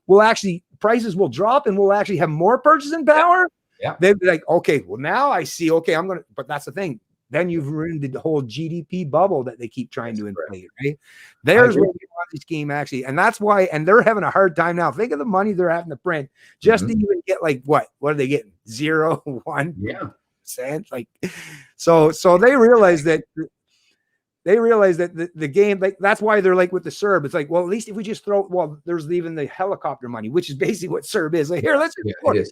at least that'll stimulate people to spend money in the economy. But it's like, yeah, but that's eventually, like I say, all that does is you give a temporary reprieve. So people spent that money, but then the inflation comes along afterwards because all that money was spent in the economy. Now the prices are going to go up. That's the thing. If people want to know how this CERB works out or UBI, I'll make a prediction. And I never make predictions, but I'll tell you how it works out. In due time, that extra $2,000 a month, inflation on everything that you consume in short amount of time, I don't know how many quarters or years it'll take, but in short amount of time, that $2,000 that you think you've gained extra per month will all be consumed back into that inflation because it'll just claw it all back.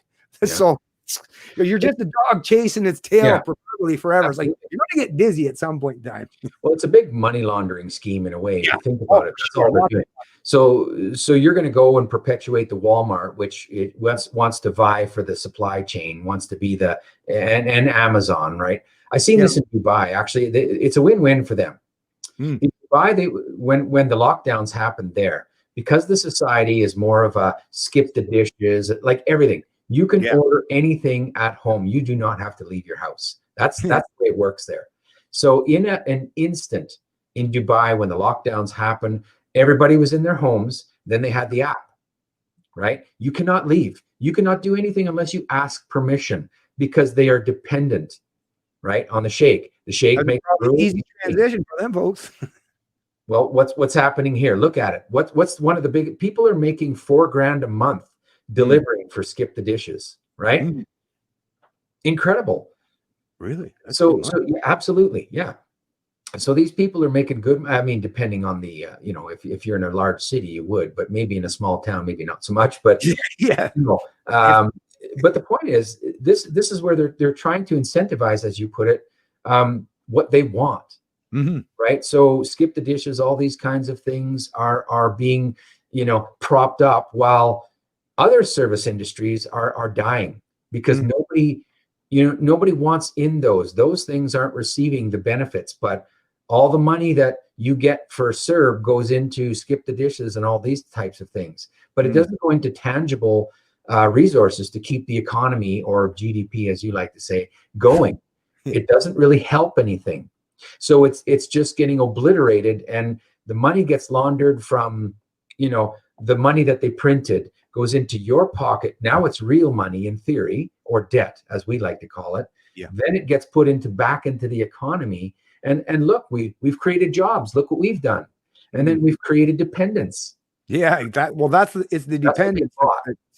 The dependence is the ultimate goal because they realize that it's so much easier to control people who are like, if you're indebted, I mean, we all know people that in our lives, they're so massively indebted that they'll go to work every day, that piece of shit job that they can't stand, that they fucking, and they take out their misery on the rest of their coworkers, right? You know those people, but they'll do it because like, fuck, they got to, right? And that's basically what these central planners and big government's all about is if you can get enough people on the dole or reliant in some way, whether it's people from the corporate world or just private citizens, if you can get them to rely on you to be suckling on the teat continually, most people don't want to go into any protracted point of their life where they feel like they're losing out. They want to always increase, right? So, and like I say, these central planners, they know that, which kind of goes back to the very beginnings of what this is saying about brainwashing. Is all this stuff is done to manipulate the minds. It's not just the propaganda. That's a huge part of it, but it's even interest rates. Everything that they're doing with the economy is all about manipulating every choice that you make, at the end of the day. You're right. You realize that your money's going to be devalued tomorrow, of course you're going to want to spend it today. That's what low interest rates do. They make it so that I don't want to keep it around. Why would I want to keep money stashed under my mattress when it's losing value every week, every month? It's like, no, I'm going to go spend that while it's at least worth something. Right. And they know that. So it's all psychological warfare. It's all about controlling every aspect of our social economic life. But nowadays, with big data and with the power of indoctrination and the education, they can do that with more of a hands-off approach. That's why people don't see the heavy hand as government, because really that heavy hand is all up in people's minds. It's all there and you can't see it, but it's been implanted there. And people are worried about Elon Musk and the Neuralink. Well, listen, you already got a Neuralink right now. You're basically hooked up to government propaganda and you don't even know it. Great. No, I agree with you there. You know, I guess what I was alluding to before is, a saying that I've kind of been saying is convenience is control, right? The more and more that we depend and rely on things that are given to us rather than creating it with our own hands and putting any kind of um, blood and sweat into it, it's meaningless, and we're just falling into that trap of, same thing now today. When you look at the supply chains, when you look at all these things, without them giving you money, you have no means of making it right now. That's where they want you to feel, believe, and they need you in that spot.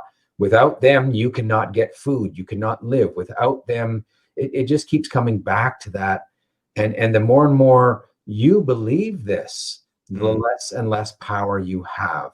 So true. And that needs to be changed. Everybody needs to understand that. Look at the settlers, look at all of these things that we didn't get here because Amazon has always been around. McDonald's always hasn't been around. It was a hard life, but it's a lesson we all need to relearn again. Oh, what was that thing I was, dang. Actually, let me just see. I'm going to look real quick here. Sure. And then I'm just going to do this real quick, and then I'll probably tie this up right about 2.5 hours there now. But because I'm using StreamYards, I should have. Well, if I do it by myself, I would just use the YouTube. But StreamYards only get 20 hours. I just can't afford to pay it anymore. I was paying when I was doing more of them regularly. But anyways, let me just check here because I like StreamYards. I just can't really afford it. You can go to Restream. Restream is kind of the same thing as StreamYards, but I don't think they have a limit on minutes. And you can have up to 7 guests. Same thing. Okay, I might have to check into that then. Restream. Yeah, okay, Restream. Yeah. Oh yeah, here it is. So here's a video. Actually, let me post a link. I'm going to put this in the description, but just listen to this, Leo. Yeah. Or not. I'm not going to play it entirely here, but I'm just going to put a link to it. I'll give you the name of it, and then anyone else is in the stream if you want to check that out. Here, let me post it in here. You might have to. I don't know if it gives an actual link, but you can always just copy and paste from there. Yeah. Basically, what it is, it's from the School of Life. It's a great channel. I would definitely recommend anyone if you haven't already been subscribed. I've been subscribed to them for years. I guess 6.13 million subscribers. They've actually done really well over the years, and for good reason, because they put out some great content. Anyways, It's called Why Voltaire Said You Must Cultivate Your Own Garden. And it kind of is along the lines of kind of this stuff. And believe it or not, it even includes a little bit of stoicism and the fact that it's something that we all got to think about at the end of the day, because even though me and Leo were definitely actively, putting ourselves out there on a regular basis, but I'm sure Leo, just like myself, I also spend a lot of times. What you don't see is I spend a lot of my time that I'm not doing this stuff, trying to make sure that I'm living a fairly healthy life, not just like physically, but mentally. I don't want to get myself too mired in misery. And every time I find myself going down, I try to find a way to like bring myself back up, put myself, maybe have more family around, maybe some friends, just something to keep myself so that, like I say, I'm not getting myself in the doldrum. Because at the end of the day, who wins if we're constantly living in a state of fear and misery? They are winning if we're doing it. And this video I watched from Voltaire. Now, I wouldn't say to ignore politics entirely, because it's like I've said before, you can try to avoid politics entirely, but the people that are into politics, well, it won't avoid you, because it'll come to you by way of taxation, laws, rules, regulations. So it's going to be imposed on you. Politics will be imposed on you. But this Voltaire thing, and it's what is it? Not that long. It's 6 minutes, 53 seconds. It does kind of tell you a little something. Like I say, I'll leave it up to you folks to watch it and get this information for yourself. But it at least gives you a little bit of advice in terms of, it's really important. And I'll just give you a little hint, like even something in terms of going out and cultivating a garden. Always it producing something for yourself and productive, but it also is a way to de-stress and bring meaning into your life as well. And that's the other thing that's really important for all of us to keep in mind is, we got to keep these battles going. Somebody's got to do the fight. Somebody's got to be standing up for liberty. But once again, we're no good to nobody if we destroy ourselves, or if we're causing ourselves to be miserable all the time, right? We need to find ways to maybe jump in, jump out, or find ways to keep ourselves healthy in our own mindset and our psychology. So like I said, the only thing I would say, because when I was listening to it, it's like, that's some pretty darn good advice. And That's the thing with some of these figures from the past and from the Enlightenment era. You know, they had some decent ideas. There was some part of it, I'm sure, even when you're listening to it, it's like, well, I kind of disagree with this part of it. But just like I was saying, was it earlier on in this stream or anyways, when someone was brought up Plato or whatever, I don't agree with everything Plato said. I don't agree with everything Socrates said. I don't agree with everything Aristotle said. But I'm a very, very lucky man, just like anyone else is, by having all that information at my disposal, because I can pick the things that make more sense from all three. And that's the beautiful thing about having this kind of diversity, which is why I'll even listen to people that promote socialism or absolutely. Why? Because some of the things that they say are good. A lot of times it's remedies that I disagree with it, but the people who want to stand up for the working class, the Marxists, the self-identified Marxists, that their sole intention, or at least what they believe to be their intention, is to stand up for the working class. Hey, I'm on board with you for that. It's the problem is if you're using theft as a means to prop someone else up, well, you yourself are doing the same thing you're saying you're against, right? So that's where we find the disagreements. But even with someone like Voltaire, I definitely can find some things I would disagree with Voltaire. But like I say, I think some of the things he said in that short little video was kind of resonated with me, and maybe it will with some of you as well. Yeah, I'll watch it. I have it here. But even what you said there, that's a lot of the reason that I'm disenfranchised with politics these days, because I just find it too much of the team vote, too much of it's division, and I don't like it. And I think, until people are ready to be responsible with that sort of a thing, I don't think we've earned the right to have such a government or give anybody that kind of power, because we don't understand what it is. We've given it all away. So I can't follow that. I think people need to go back and relearn how to do this and fend for themselves and believe and fight for what they want at the end of the day. Well said, Leo. And I think that's a great way to tie this one up. And like I said, I really appreciate you coming on to the stream. Well, thanks for the invite. If you ever want me to invite me on for anything, if you need, especially like when it comes to economics, if you need anyone to help, like on that side, I love talking about economics, obviously. But even though I'm broke, that's the crazy thing. How insane is that? The guy likes to talk about economics, yet he's broke. His mother. No, actually, it's not even that. It's not. That's the thing when people because I have actually had people say that, but you know what it is economics matter, but it's the value is what it is. It's not economics matters to me because I want to be rich. I mean, sure, it'd be nice, but economics matters to me because it's what places value on what we produce and provide in society. And I respect people's value. That's why economics is important to me, because it's actually completely related to the human experience and how we value each other, right? So economics plays a key role in that. In terms of being rich, I think I'm a firm believer that actually a lot of us, and there was a study and it seemed like it was kind of reasonable. It made sense to me that someone said it was around, if you like in our country, it would depend on what country you're in, or it might've been America. But let's say you're making $70,000 a year as an American. Most shit beyond that, I mean, it's great. Actually, it's nice to use that excess maybe to help other people out. But in reality, you're not going to gain a whole lot more happiness or meaning in your life by having pools or piles of cash at your disposal. Matter of fact, a lot of the wealthiest, richest people on the fucking planet seem to be miserable cunts, right? As far as You hit the nail on the head, right? So like I say, George Soros, he's got billions and billions of dollars, but I wouldn't trade fucking being that guy for all the tea in China. All he can do is cause misery to others, right? I'll take my life with my awesome, beautiful wife and my two amazing sons. I'll take that life with our piece of crap old 100-year-old home any day of the week and twice on Sunday. Well, that is a rich life you're leading that way, right? It's there's no monetary value on it, but then the value itself is something that no one else can take away from you. So and it's the gift that just keeps on giving. Absolutely, it does. Yeah. All right, Leo, this is perfect, man. We should have made this one almost into a postcard, actually, this last one. No, but that was great. But thanks again for coming on the stream, man. Hey, I'll reach out to talk to you again. Oh, and if you're interested or anyone else is in the stream, what was it again? Just one sec here, folks. I got to pull this piece of paper over here. Oh yeah, Sunday, 12 p.m. Eastern time. The 27th. So yeah, this Sunday, it's this gentleman. Did I get his name? Shoot. I probably got it written down somewhere else, but I didn't write his name down here. Anyways, I'm having a discussion, I guess, kind of informal debate with this guy in regards to anarchy.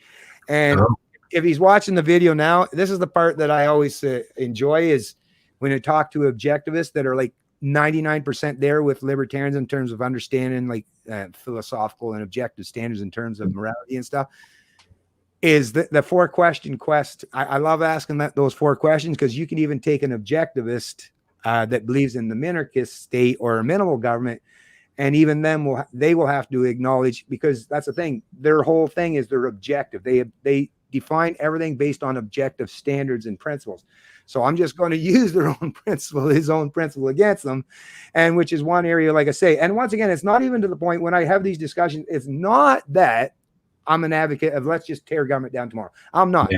But I just think that if people are properly informed and realize that none of this stuff is absolutely necessary or needed, just like you never needed kings or pharaohs in the past for people to have an economy or to live and cohabitate peacefully amongst each other. I just think that if you have a well-informed citizenry and that really understands fundamentally that you don't necessarily need rulers, but like you say, you do need people who are at least going to be referees, or you yourself to be proactive and finding ways, or use modern technologies, because that's the other. There's all kinds of ways that we should use or should have at our disposal to use as a means to protect ourselves or to have economic transactions and all that stuff. But once we really, really genuinely don't need rulers, and I'm kind of hoping that in this 21st century that we've just started, that we as humans can adapt and evolve to the point where we're thinking more critically about what government means. And that's why I have these conversations. It's not to tell people that you're an idiot for thinking this way. It's just to, like I had to go through my own kind of enlightenment era, right?